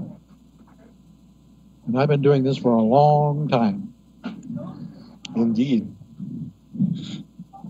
It is 14-0, Arroyo Grande on top. And certainly not insurmountable, but they're going to have to do something eventually if they want to get back in this game. What kind of numbers does the Braves offense have for the first half, besides dismal? Small.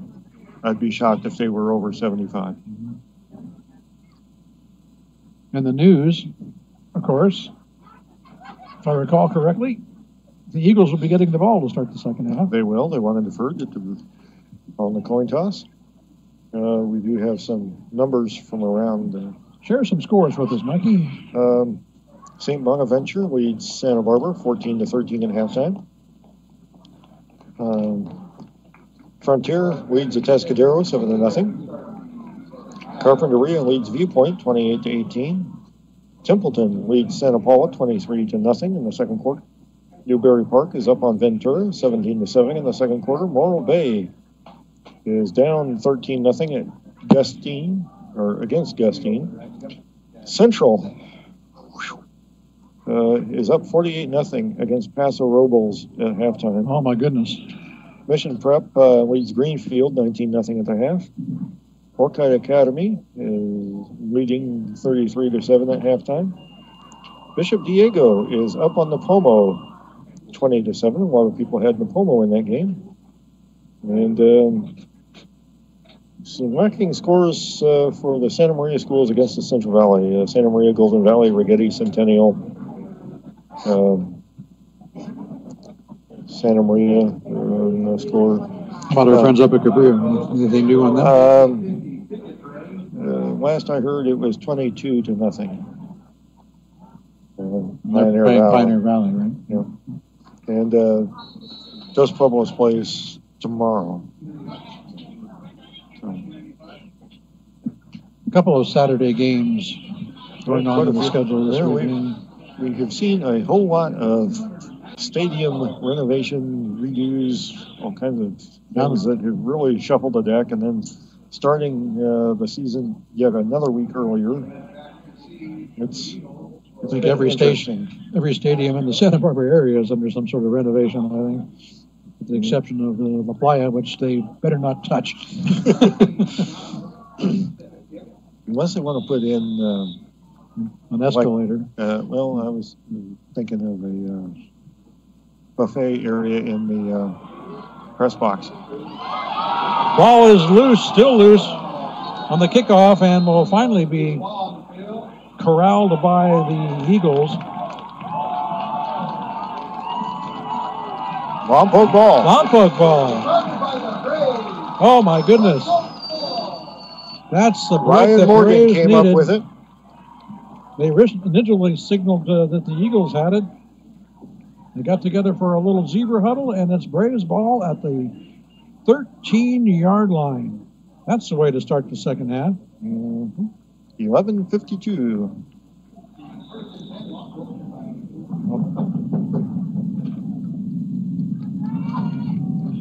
So now the Braves need to cash in. Their offense has been dormant the first half. Maybe this will wake them up. One receiver wide to either side. Now Schumer in motion. The give is to Coleman. Off a right tackle inside the 10 down to the 8-yard line. And that woke the Braves fans up. And gain of 5, so they're into single digits in terms of yards needed for the touchdown. 2nd and 5 from the 8.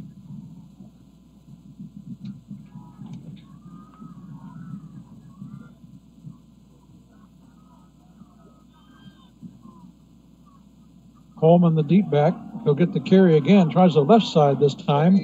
Gets roughed up after a couple. Stops short of the 5. There are some collisions out there. They are hitting tonight. Picked up about 1.5 yards. Going to be a 3rd down and about 3. Balls are resting on the 6.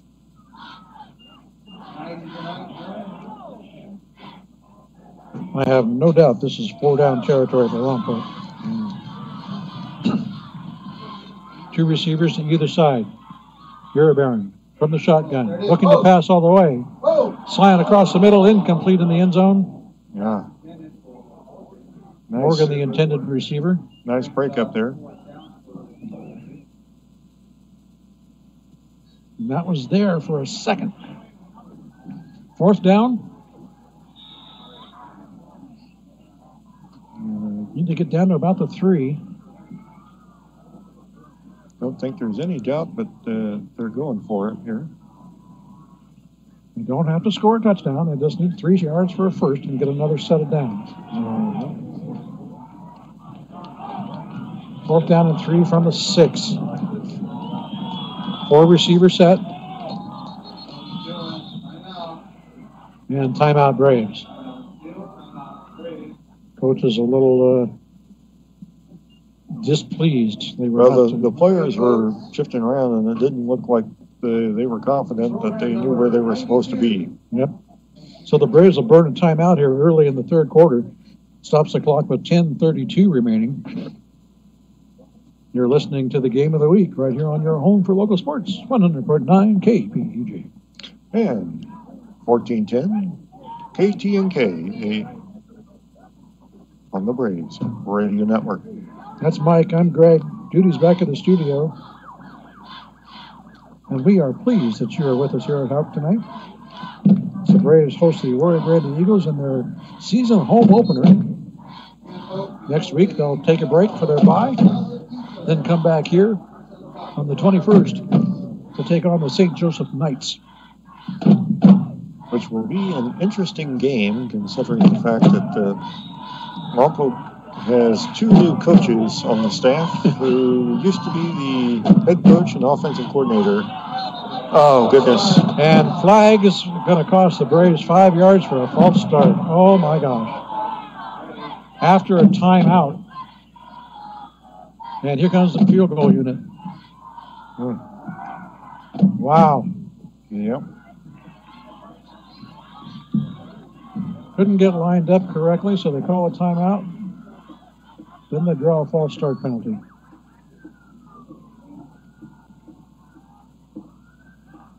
Anguiano to kick. Looks good. Is good. So the Braves finally get some points here tonight. Early in the 3rd, it is now Arroyo Grande 14, Lompoc 3. Couldn't cash in the touchdown on that muffed kickoff. But they'll come up with 3 and they'll take it. Yeah. They need points. They need more points, but they need points.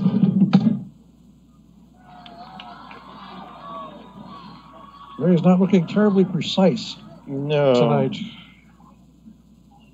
They're 14-3 now. Braves set to kick off.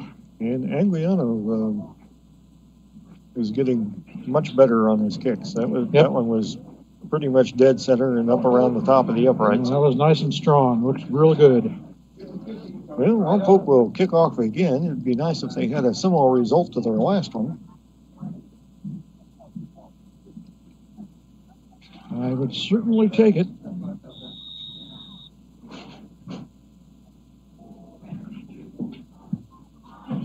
It's going to bounce at about the 25. Picked up immediately. Ball was bouncing there for a moment, but fielded nicely by the Eagles. That was number 14, Elijah Castro. And he'll be tackled at the 22-yard line. That's where the Eagles will take over. 1st and 10 with 10:25 left here in the third quarter. Arroyo Grande's seventh possession.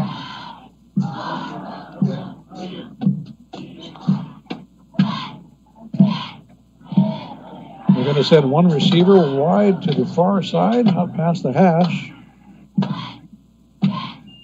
Byrne under center. Little pitch back.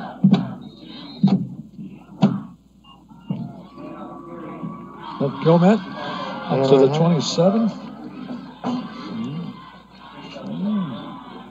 Maybe the 26. About 4. We'll give him 4, call it second and 6. From the 26. Byrne under center. Keep the ball on the ground. Right up the middle we go, across the 30. Vargas is a load.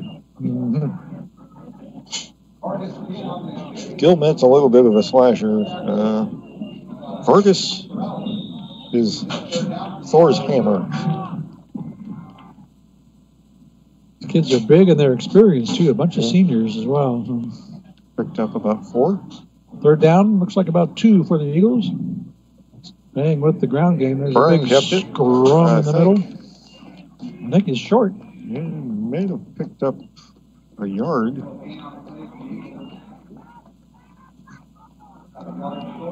Going to give him a yard, 4th and 1 for Arroyo Grande. And it doesn't look like they're going to punt. I don't see any sign of a punt team. Might be the old draw them off kind of thing, but I wouldn't count on it. Byrne under center.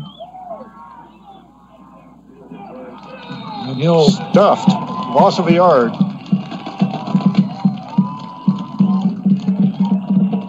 And the Braves defense holds, and we have an Arroyo Grande Eagle player down. That looks like Vargas.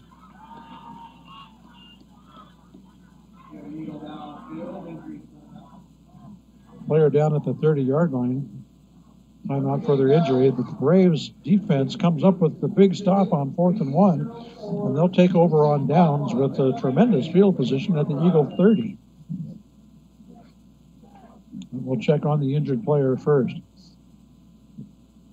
You're listening to the Game of the Week on your home for local sports, 100.9 KPEG. And the Braves Radio Network. Can't quite see this player's number here. I believe it's Vargas, number 5. I believe you're right. Tom Blanco has also gone out to take a look, offer his assistant, longtime Braves trainer. Yep. And one of the finest you'll run into anywhere. That is Stephen Vargas, and he's being helped up his feet. Yep. And will walk off the field on his own power. Excellent to see him.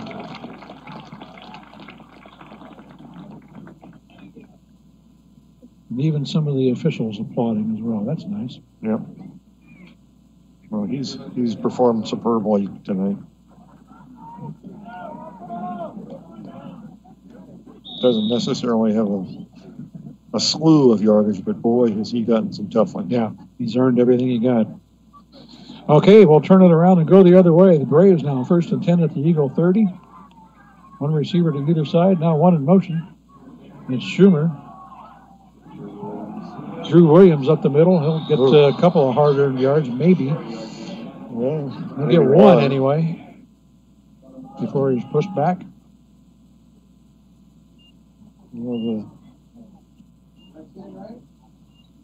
Gain of 1 for Drew Williams, 2nd and 9 for the Braves from the 29. The middle has not been terribly productive for either offense tonight.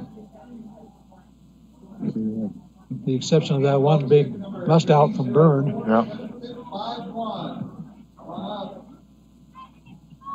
A lot of time left in this one. 3 receivers left for the Braves. Williams again off a right tackle. Picks up a couple more. It's close to the 26. Probably closer to the 27. It'll be a 3rd down, probably about 7 or so for Lompoc. Yep. Williams comes out. Coleman in. Bear back in with the play. Clock running, 7:35 remaining here in the third quarter. 14-3 is our score. The Eagles lead. The Braves would dearly love to cash in on this one. Fake the handoff to Coleman. Iribarren will keep it, trying to get to the outside. Picks up some room and gets knocked out of bounds inside the 20-yard line. Should be enough for a first down.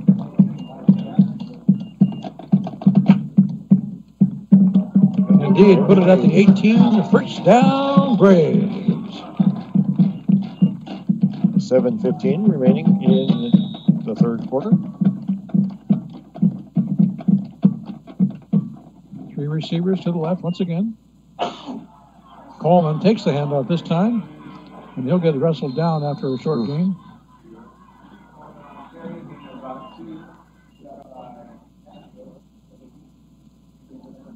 Michael Saligan in on the tackle for the Eagles after a gain of about 2. And their method of stopping Coleman has been somebody grab a leg, hold on, and wait for help. And then the other people get in there, hit them high, and try and knock them over. Gained a couple on that one. 2nd and 8. Ball down to the 16. Morgan in motion. Give his to Coleman. Found a seam. And gets down to about the 12.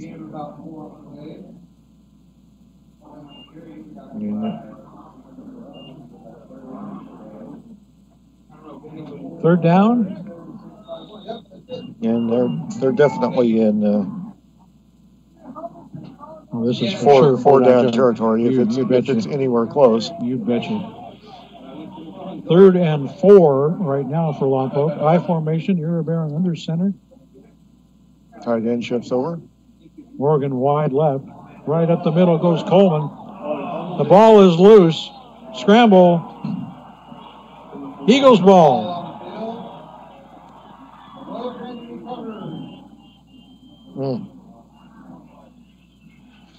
Coleman picked up about 3 yards, but the ball only traveled about 2.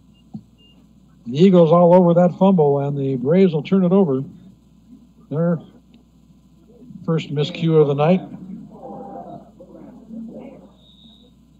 But very untimely as they were trying to go in and punch one in for their first touchdown of the evening. They turned the ball over, and it's now Eagles ball at their own 9-yard line. With 5:54 left in the third quarter. 14-3 is the score. Eagles on top. Now they've got the ball back. We still haven't had that pick six.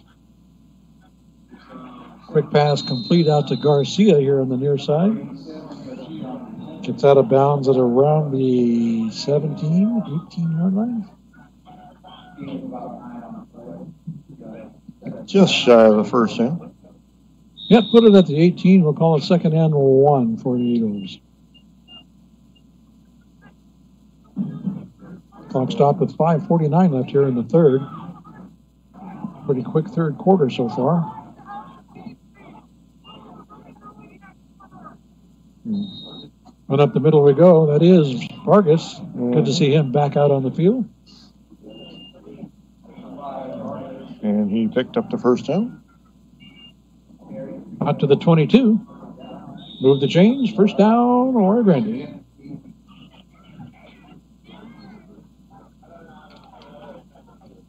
Two receivers up top, one man in motion.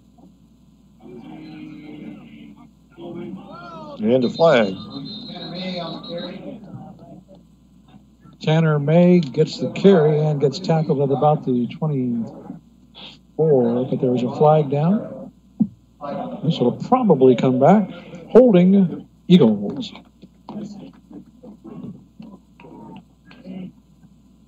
Well, that will back them up about 10.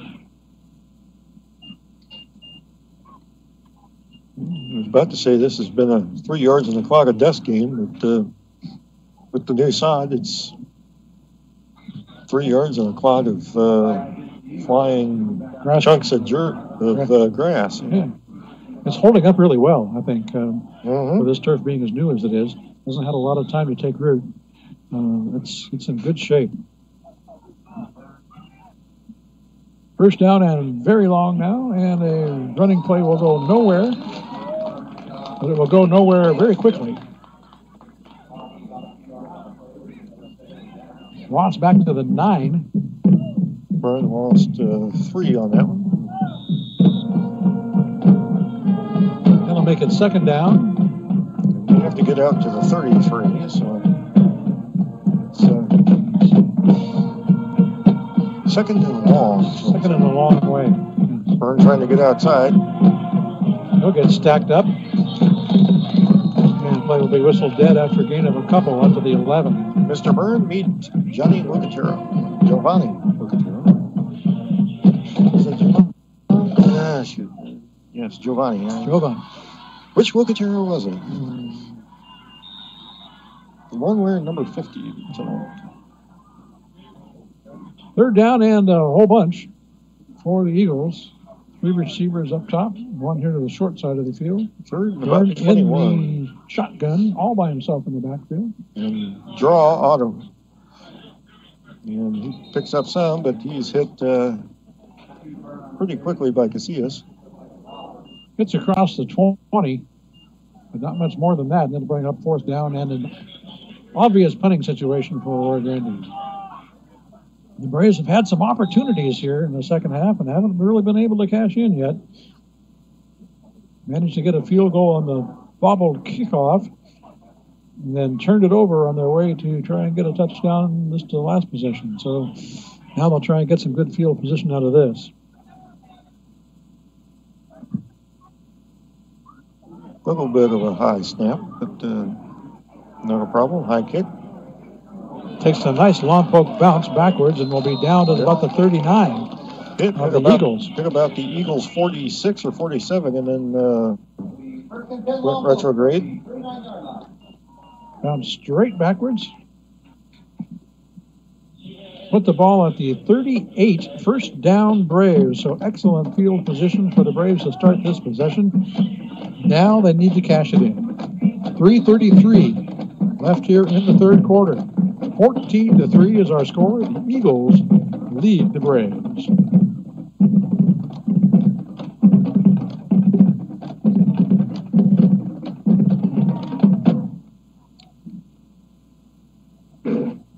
Baron under center, I formation for Lompoc. Takes the handoff, throwing all the way down the middle. Two receivers and 1 defender in the same location, and nobody can come up with it. Incomplete at the 5. And we had Morgan and Schumer trying to occupy the same space and go for the same ball, and I think they ended up wrestling it away from each other, and Morgan comes up a little bit gimpy. And that's not the first time we've seen them both running the same route, right? Running up in the same spot. Yeah.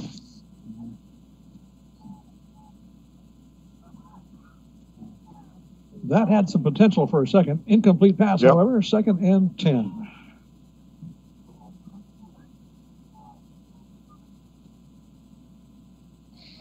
Four receivers set for Lompoc, 2 to either side. Baron from the shotgun. Fakes the handoff, keeps it himself, finds a seam on the right side. And he's going to keep rolling. And it's inside the 30 to the 29. Picked up about 9. Baron, he's squirrely out there. Yeah, he's not real big, but he's tough. And 3rd and 1. Drew Williams, I think that was. Fights his way down to the 25-yard line. First down, Braves.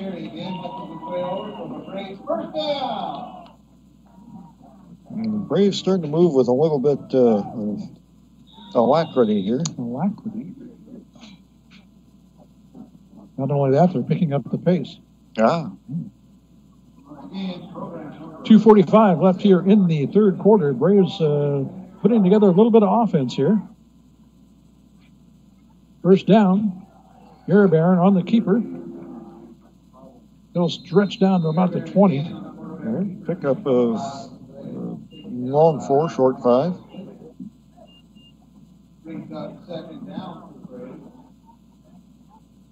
We'll call it 2nd and 5 from the 20-yard line.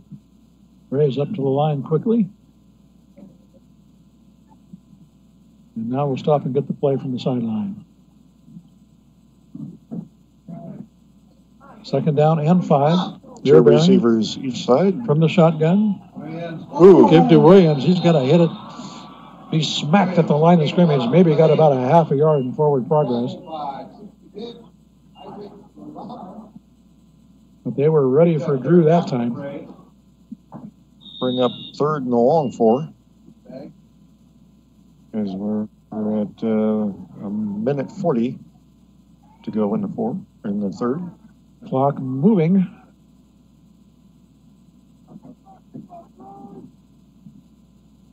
Coleman in the backfield. Throw is complete. Ryan Morgan's got it out there at the 10. He's tackled right away. And finally, the Braves connect on a pass. And the defender's slow getting up. Morgan gives him a hand.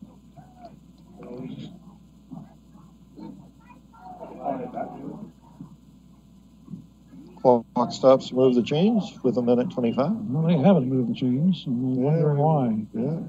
Well, we've got a illegal man downfield. Oh, my goodness. Ineligible receiver downfield. Wipe out the completion, back him up 5 yards. It's 3rd and 9 from the 24.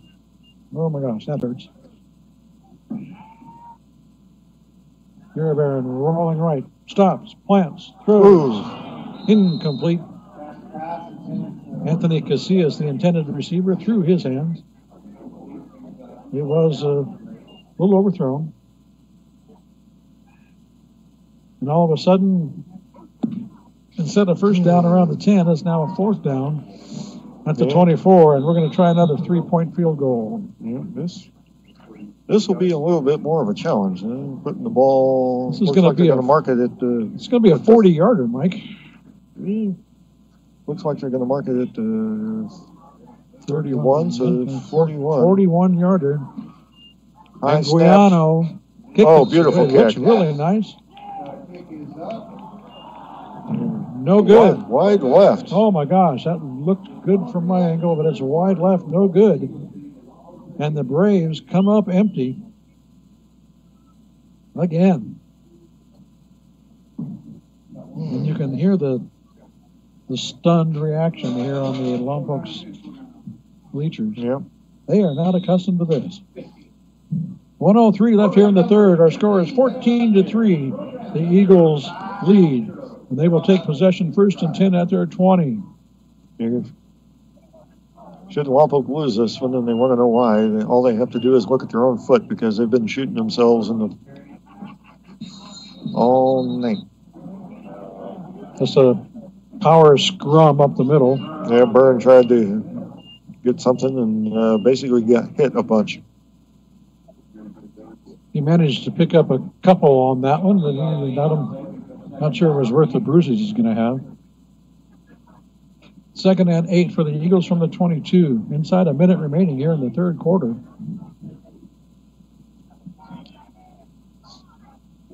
Three receivers.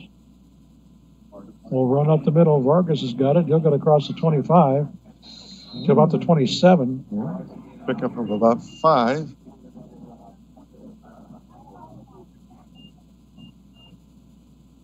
Should be 3rd down and about 3 for the Eagles, as time will run out here in the 3rd quarter.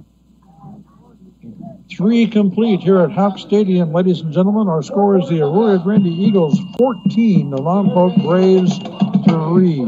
And you are listening to the Game of the Week right here on your home for local sports, 100.9 KPEG. On the Braves Radio Network. That's Mike. I'm Greg. Judy's back in the studio.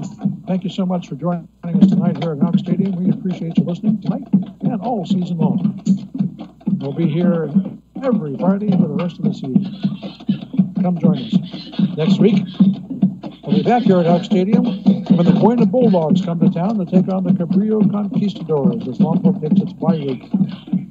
Join us at 6:45 for pregame. I'll have an exclusive interview with Hogs head coach A.J. Pateras to share with you.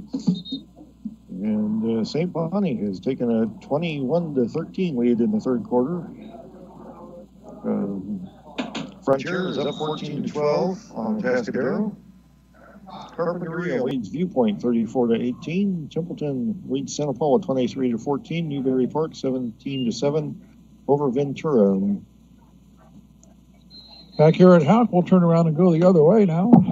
Arroyo Grande running from right to left on your radio dial. And they'll power forward across the 30 for an Eagle first down.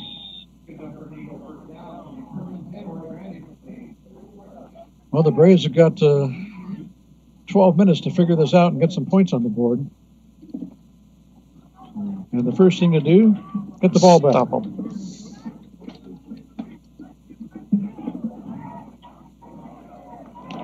That's number 20, Gilmet. He will get back to the line of scrimmage and maybe lost a half a yard. And he's going to stay on the turf, new grass here for a bit. Loss of a yard, second and 11. Clock stopped for the injury at 11:26. Tenario and Aaron Nunez on the stop. They're stretching out a leg, and it doesn't. Yeah. Well, I don't imagine he's been able to practice a whole lot coming off of a foot injury, so might be a little cramping. Yeah, that's what it looks like they're treating. Working the calf a little bit. The Eagles will, after tonight, be meeting up with the Napomo Titans up in AG next Friday. It should be an interesting one. Gilmet able to jog off the field. That's a good sign. Glad to see that. So here's a recap. It's second down and 11. The ball now at the Eagle 30-yard line. I suspect we're going to see a lot of running between the tackles from AG for the next 11 and a half minutes. Well, I think we're going to see pretty much what we've seen, which is pound the ball, and, in case you were interested, pound the ball. Pound the ball, yes. Two receivers, one in the slot, one wide. Pitched it outside, and oh, goodness. Breaking some tackles all the way to the 40 goes Caleb Thomason. And he should have been tackled 10 yards earlier. With some nice effort all the way out to the 40. Short of a first down by one, however. 3rd and 1 from there. Tight formation here. And Byrne will keep it and power forward for the first down, looks like. Byrne did his gopher act and picked up almost 2. Well, he burned us on that touchdown run earlier. Yeah. 1st and 10 from the 42 now. Things are so bad tonight, Greg's doing the puns. Yeah. Clock running, 10:20 left here in the 4th. Eagles in ball control mode. Byrne on the keeper. Weaves his way through. Got some gaps. He's in the secondary.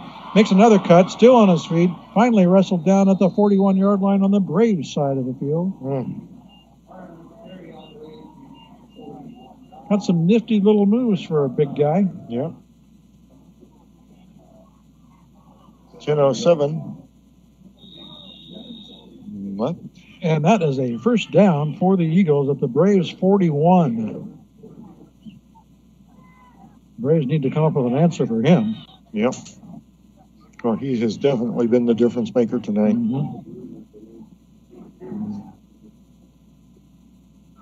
Pitch to the deep back. Cuts it inside.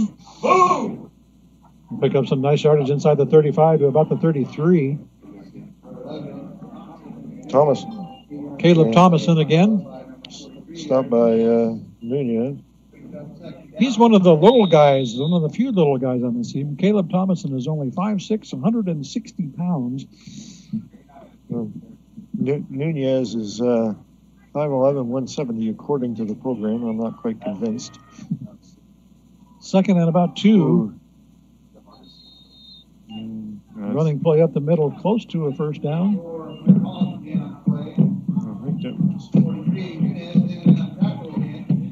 Move the chains. First down, Eagles at the 30. And this is exactly what Arroyo Grande wanted to do in this possession. Run the ball, run the clock. Maybe cap it off with some points at the end. The way the Braves offense have been playing tonight, if the Eagles can score another touchdown here, it'd be a tough road. Very difficult. The Braves offense has been playing. Thomason again, stopped by Coleman. No gain on that play. Second and 10, ball still at the 30. Clock continues to run, 8.5 left here in the fourth. 14-3 is our score. The Eagles lead the Braves here at Howard.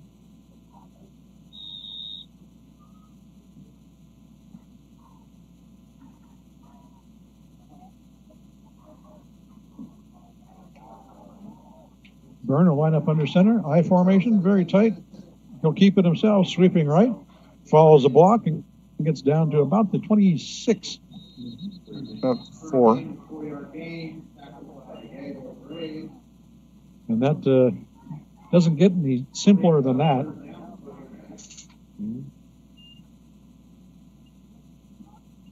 Looks like they'll put it at the 27. We'll give him 3. 3rd and 7 from there. 3 receivers out here to the near side. 1 up top. Byrne in the shotgun. I would be highly surprised to see the ball in the air, however. Fakes the handoff. Byrne keeps it himself. Takes a big hit. He got rocked. Down at the 25. Still managed to get about 2 yards on it anyway, even with a hit like that. 4th down, 4th and 5 from the 25, and the field goal unit will come out.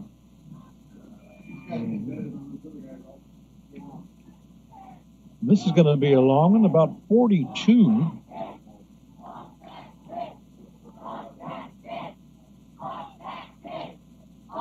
Fans chanting to block the kick. Kick is away. It is good. Nice looking kick right through the uprights. And the Eagles put 3 more on the board. It's now Arroyo Grande 17, Lompoc 3. 6:45 remaining in regulation, and the Braves are up against it. You're listening to the Game of the Week right here on your home for local sports, 100.9 KPEG. On the Braves Radio Network. That's Mike. I'm Greg. Judy's back at the studio, and we are in a situation here at Howard tonight. The Braves looking at a 14-point deficit and running out of clock. Yeah. Well, this would not be a complete and total surprise, since the calendar started including numbers starting with 2. In this series, Arroyo Grande has won 10 and the Braves have won 9. So, well, Arroyo Grande is set to kick. This would be a real good time for a nice Ryan Morgan touchdown return. Yep.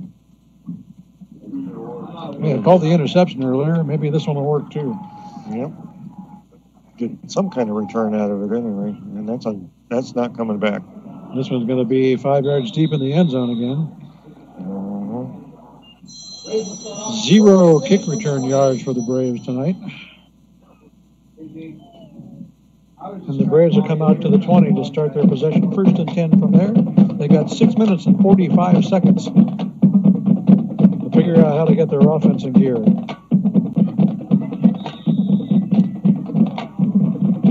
And now would be a good time to start. Yep. Well, they've definitely had chances, and have not been able to translate chances into points. 2 receivers to either side. Iribarren from the shotgun Looking to pass on first down. Looks left, throws. Looks right, throws left, incomplete. And threw low. Somebody trying to make a sliding. I think it was Galindo, but yes.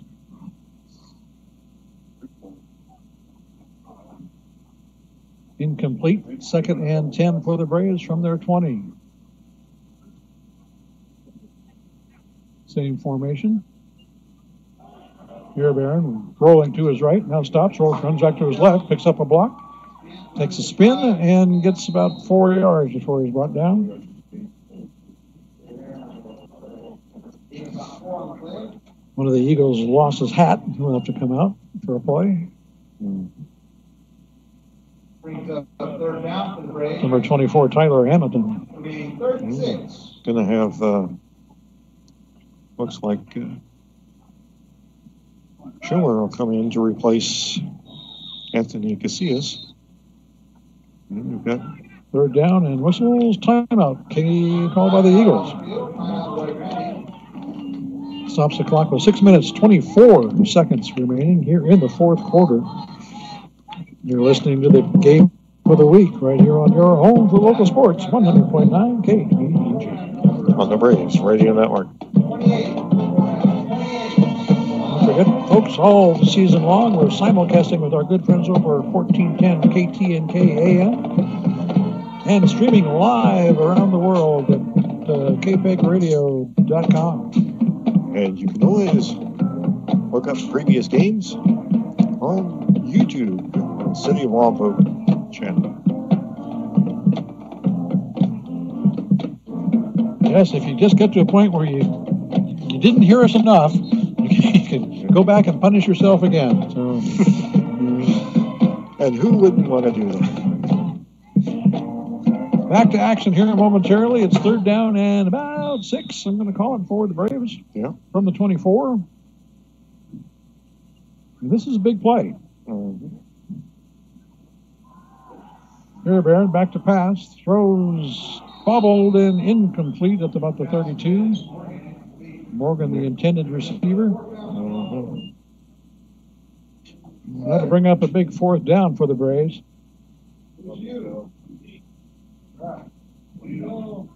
Approaching the halfway mark here in the 4th. Do you go for it back here? I wouldn't doubt it. Yeah. The way things are tonight, I wouldn't doubt you go for it. Well, there was no hesitation. We've got 2 receivers each side. Here, Barron in the shotgun.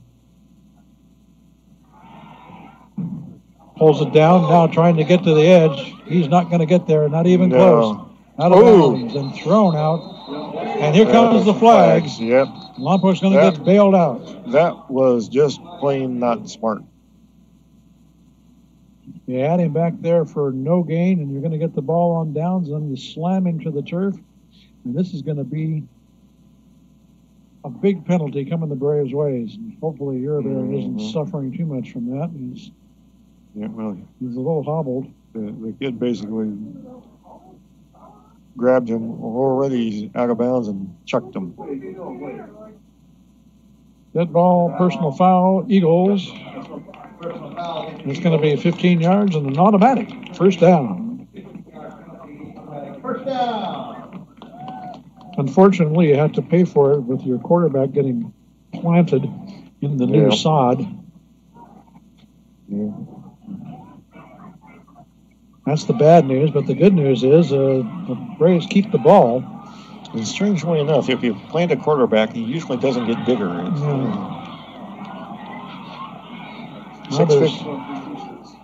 Now there's some discussion. 6:15 on the clock. We have a zebra huddle. I think the discussion may be as to whether or not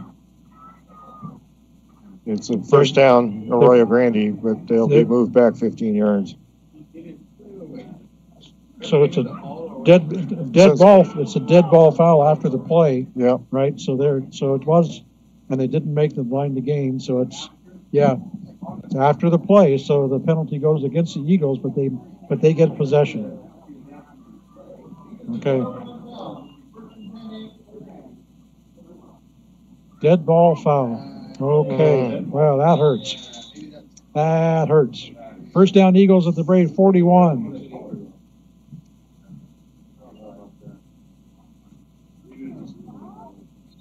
Gilmet gets the carry, gets inside the 40 to the 39. Stopped by number 2, Nick Dominguez, who's been quite active tonight. Gain of a couple. Second down and 8 Eagles. Inside, 6 minutes remaining. Halfway through the fourth. 17-3 is our score. The Eagles on top and in control with the ball.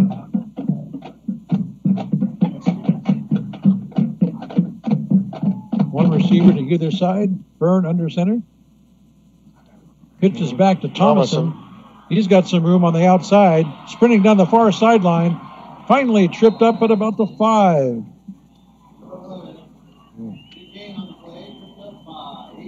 All the way down to the 6-yard line is where they'll put it. First and goal for the Eagles as Thomason breaks one. Well, we do know one thing tonight. The Eagles can play defense. Mm-hmm. Byrne under center, I formation. Give it to the deep back. Straight up the middle we go. Inside the 5 to about the 3.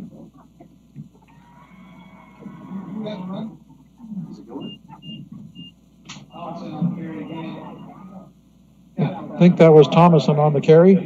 He's so little, and among all those big linemen, he's hard to see. Yep. Second and goal, the ball now at the 3-yard line. You kind of have to look for straight numbers. He's wearing a number 11, and everybody else is like 79 and 78, and the other runners are 5 and 20s. Byrne on the keeper.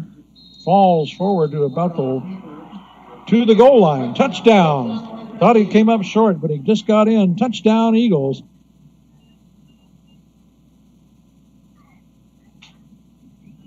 And that makes it 23-3 with the point after coming up.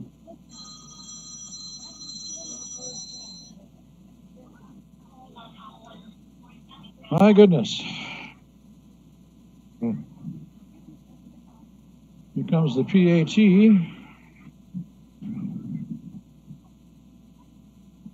Kick is away, and perfect. So with 4 minutes, 42 seconds remaining here in the fourth, the Eagles have extended their lead. It's now Arroyo Grande 24, Lompoc 3. You are listening to the Game of the Week right here on your home for local sports 100.9 KPEG.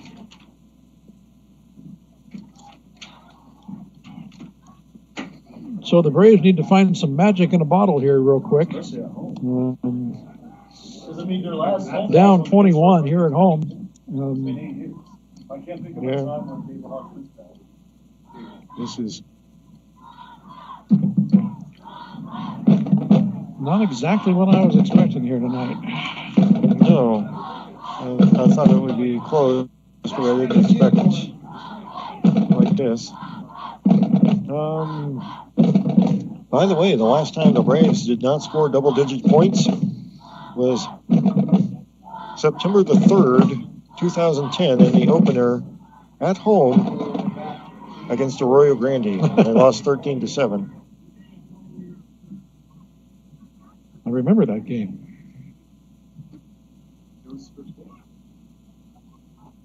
The last time they failed to score a touchdown was 2009, November the 6th against Rigetti, and that was a 45-3 shellacking that helped usher in a coaching change. And another touchback. Ryan Morgan fields it 1 yard deep, and the Braves will take over at the 20. And that really has been a factor tonight. Indeed. The kicking has had Lompoc penned. Every Arroyo Grande kickoff has been in the end zone. And the Braves will take over at their 20. They've got 4:42 left. And they need to come up with something, several somethings, in a hurry. Repeated with somethings.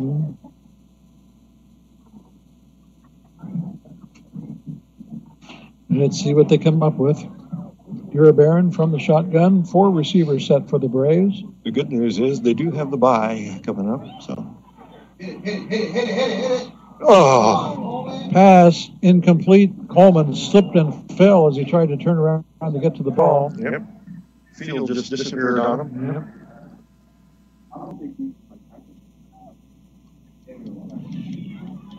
Brings up 2nd and 10 from the 20. If there's any good news in that, it does stop the clock. 4 receivers once again. Coleman out wide.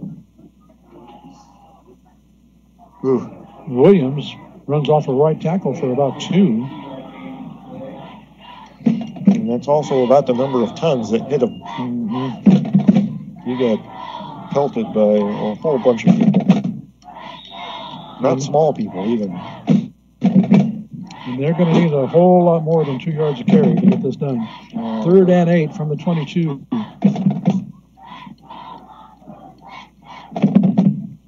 Williams in the backfield with Uribarren. Takes the handoff. Rolling left. Plants. Throws on the run. This one will be picked off at midfield. Here comes the return. Number 25. He's to the 20. To the 10. Heading to the end zone. Touchdown, Eagles. Mason Thompson on the pick, but we have a flag down at the 20.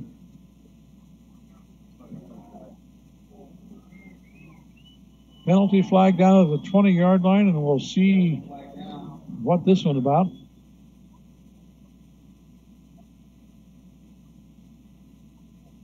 If the play stands, it'll be a 50-yard interception return for a touchdown.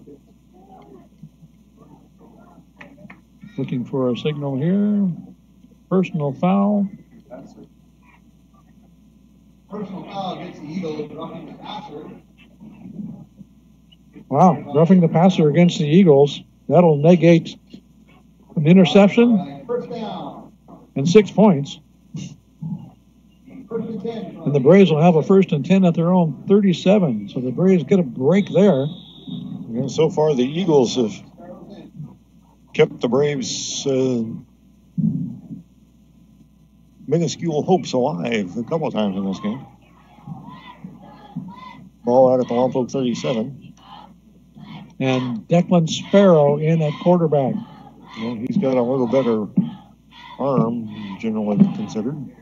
Plenty of time. Throws this one deep to the left. Morgan's got it. Complete. 10, 5. Touchdown, Braves. And that's exactly what they needed to do. So Declan Sparrow comes in off the bench. 63 yards. Throws 1 pass. And the Braves are on the board with a touchdown. And they're finally playing my favorite song, right? Yeah. Yeah, I tell you, that will give you a pretty decent passing rating.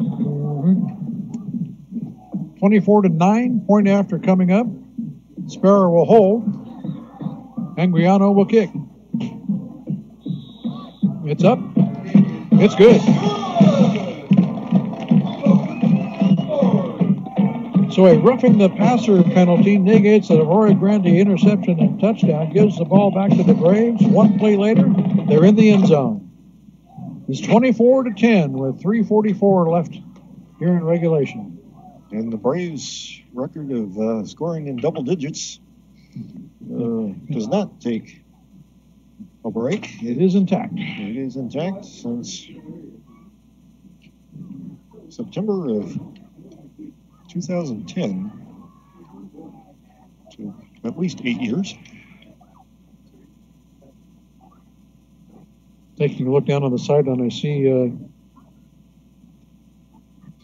Cameron Uribarren has his helmet off and walking around, and hoping he's okay. And that was just a strategy decision by the coach to bring in Sparrow.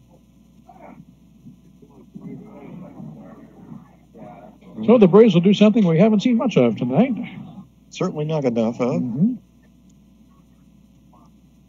I wonder if you have any designs to have an onside here at this point. Lined up unbalanced to the right a little bit. Let's see what they come up with.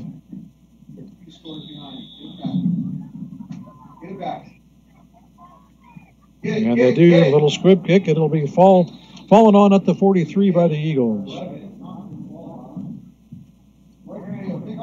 Number 1 for the Eagles, Nathan Katauchi.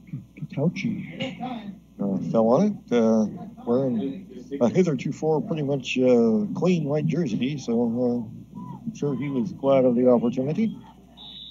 And he did his job well. 1st and 10, Eagles from their own 43 with 3:42 left here in the game. Score now 24-10. Eagles lead. Well, Greg, why you say we try it again? How about a turnover? Okay. Call be a for real good time for it. Byrne, hands off. Up the middle. Nothing there. Maybe even a loss of a little.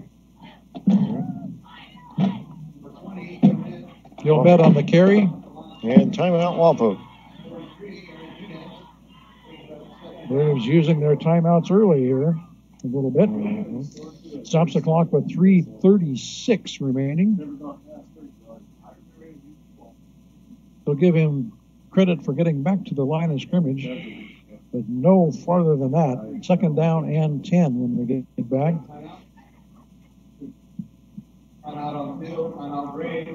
3:36 left to go. The Braves need 2 touchdowns in a hurry.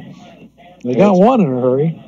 And we'll see if having to use that timeout early in the half, when there was confusion and they had the ball deep in Arroyo Grande territory, ended up getting the false start penalty right after that. But I bet you Coach Jones would like to have that one back right about now. Yes, indeed. It'll be 2nd down and 10 from the Arroyo Grande 43-yard line. The Braves need a stop in a hurry.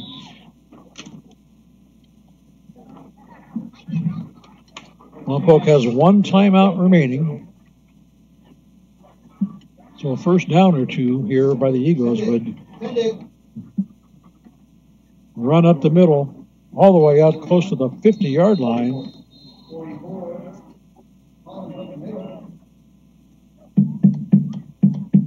Hunter Collins on the carry. His first of the night. Picks up about 6. Ball right at the 50-yard line. 3rd down and about 3. And the Braves will stop the clock one last time here with 3:30 left here in the 4th. The Braves with their final timeout. So if the Eagles can come up with a 1st down here at 3rd and 3, they'll have a real good opportunity to run this thing out.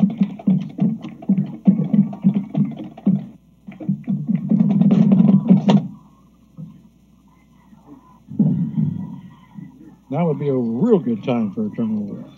And if I see anything but a run between the tackles, I will be shocked, appalled.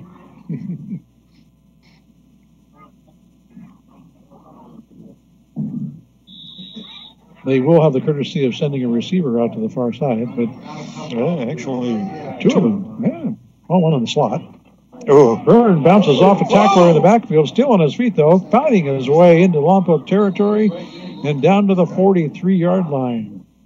DeLuna and number 18, free safety, Luke Gardner, managed to finally get him to the ground. He was hit in the backfield and just powered his way through any attempt to bring him down. The Caden Byrne guy is hard to tackle. I would definitely say he was the player of the game. 1st down, Eagles now at the Lompoc 43. Clock running. 3 minutes remaining.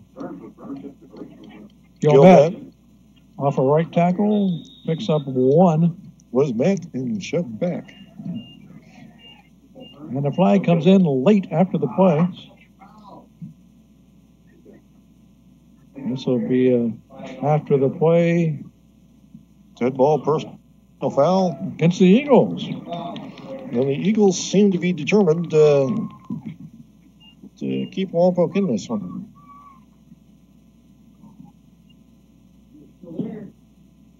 I'm sure Coach Hartman is not pleased with that. He's about ready to have a heart-to-heart discussion with some guys.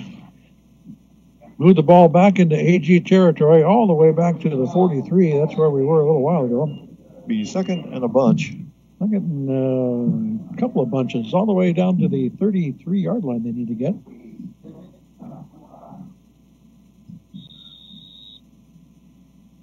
Second and a quarter of the field. Clock stopped with 2:50 for the penalty. Now we'll roll it. Two receivers, one to either side. Byrne under center. Offset eye. Pitch to the deep back. That's Gilmet. And he's got there's a flag down. Picks up some blocks. Still on his feet and tackled inside the Brave 40. Picked up about 20, but there's a flag back around the 50. Away from the ball. On the backside, looked like the backside receiver got a little handsy. They'll respot the flag back at the 45-yard line. Officials will discuss it.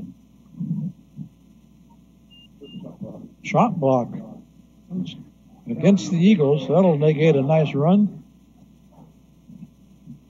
And you're right, Mike. The Eagles are bound and determined to keep the Braves having a chance here, slim as it may be.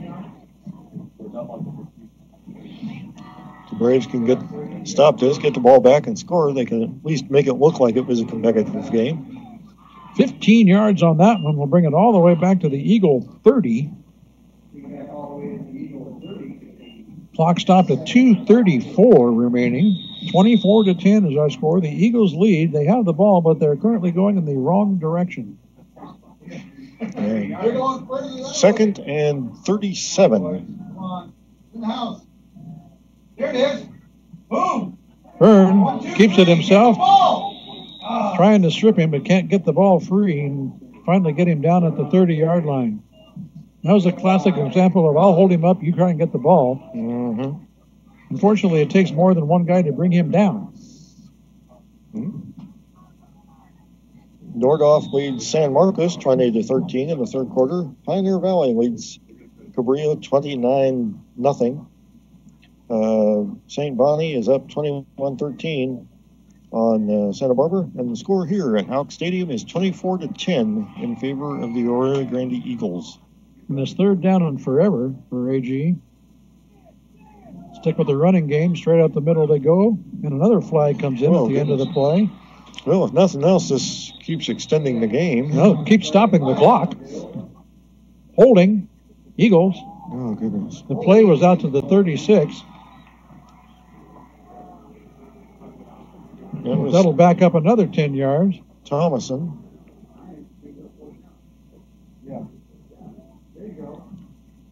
Okay, they're gonna decline that penalty. Okay, that'll save some time. Force them to punt. Ball's out at the 36 of Arroyo Grande. So the Braves will get the ball back. They have no timeout, but there's 1:32 left. Clock running right now. So now's the time for a Ryan Morgan punt return for a touchdown. And we're at 1:20. Still rolling. And counting. Yes, that's the bad news. And the Eagles in no hurry to snap this ball either. They'll take this all the way down to the end of the play clock. Might take it all the way down and call a timeout. Morgan back at the zone 23. Good snap. All the Braves on pressure.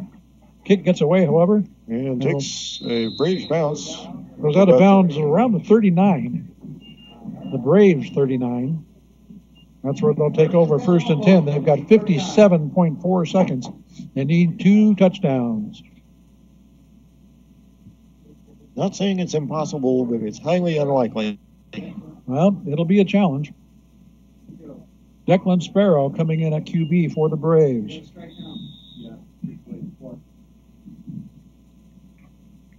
Sparrow 1 for 1 for 60 yards and a TD so far. So Morgan to the far left.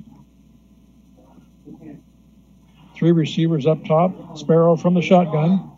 No pressure at all night to throw. Lobs this one. Williams complete but out of bounds. Just a little bit too high, but that was definitely and he had him in the area. Yep.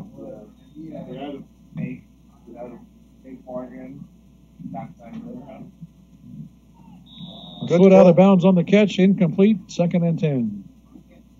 Stops the clock with 51 seconds remaining. And he was down at about the 43-yard line of Arroyo Grande. Back to pass again, throwing deep down the middle this time, looking for Coleman. He goes up and gets it at the 25. Who got it despite interference. Down at the 25, first down Braves. That'll stop the clock momentarily to move the chains. 45.1 seconds. The clock will start running as soon as the official marks it ready for play, and there it is, 45 and counting. Sparrow from the shotgun. Looking across the middle, intercepted at the 5. Intended for Coleman, who was open, but it was a bit long. Sebastian Angulo with the interception and the return, and that's going to do it. AG will have the ball 1st and 10 at their own 24-yard line with 28.7 remaining. All they got to do is take a knee. Lompoc can't stop the clock. And this one will go in the record book. It will not be a high point for the Braves. No. The Braves are going to drop one here. Their home opener at 2018.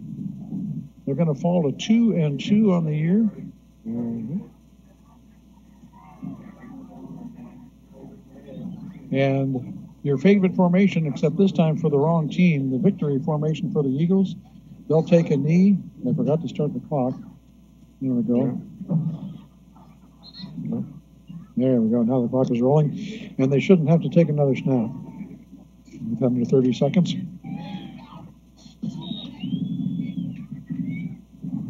And that ought to do it. The Eagles are beginning to celebrate. And the Braves head out to the field to... Wow. Yep. This is not what we expected tonight, but the Arroyo Grande Eagles, give them credit. They came in here and had a good game plan, stuck to it, pounded the ball, and took it to the Braves tonight. And until the last couple minutes, didn't make a whole lot of mistakes. Final score here at Houck tonight, 24-10. The Arroyo Grande Eagles come to town and defeat the Lompoc Braves. Any other updates on scores, Mike? Well, let me take a look here quickly. We've got St. Bonnie up 28-13 on Santa Barbara in the 4th quarter. So undefeated team looks to go down there. Atascadero is now up 19-14 on Frontier. Do not have a score from the Cabrillo Pioneer Valley game, but the Panthers were up 29-0 last we heard. Carpinteria has really put it on viewpoint. They're up 42-24 in the 4th quarter. Templeton and Santa Paula has turned into a real game. Templeton still leads 23-21 in the 4th quarter. Newberry Park Ventura still 17-7. Newberry Park in the 4th quarter. And we have a final that Judy just sent me from Pioneer Valley, 43-0 over Cabrillo. Morro Bay trails Gustine in the 4th quarter, 29-0. Central destroyed Paso Robles, 62-0. Mission Prep defeated Greenfield, 31-7. Orcutt Academy won 40-20. Bishop Diego beat Napomo 41-21. So that helps the Braves a little bit. Centennial leads Rigetti 24-21 in the 4th quarter. And still no score from the Golden Valley Santa Maria game. So Well, a disappointing night here at Houck for the Braves. They came up on the short end of a 24-10 score against a tough Arroyo Grande team. Yeah. They're going to take a week off and regroup. And hopefully find some offense. That would be nice. They will be back in action 2 weeks from tonight here at Houck Stadium when they host the St. Joseph Knights in the last game before league play starts the following week. We will be back here at Houck Stadium next week as the Buena Bulldogs come into town to visit the Cabrillo Conquistadors. Hope you can join us for that one. Pre-game 6:45, kickoff scheduled at 7 o'clock. So that's it here from Houck tonight. For Judy Baker back at the studio and for Mike Loney to my right, my name is Greg Ratcliffe. Thank you so much for joining us. We appreciate you tuning in. Our final score once again from Houck. The Arroyo Grande Eagles 24, the Lompoc Braves 10. Ouch. Good night, everybody. See you next week.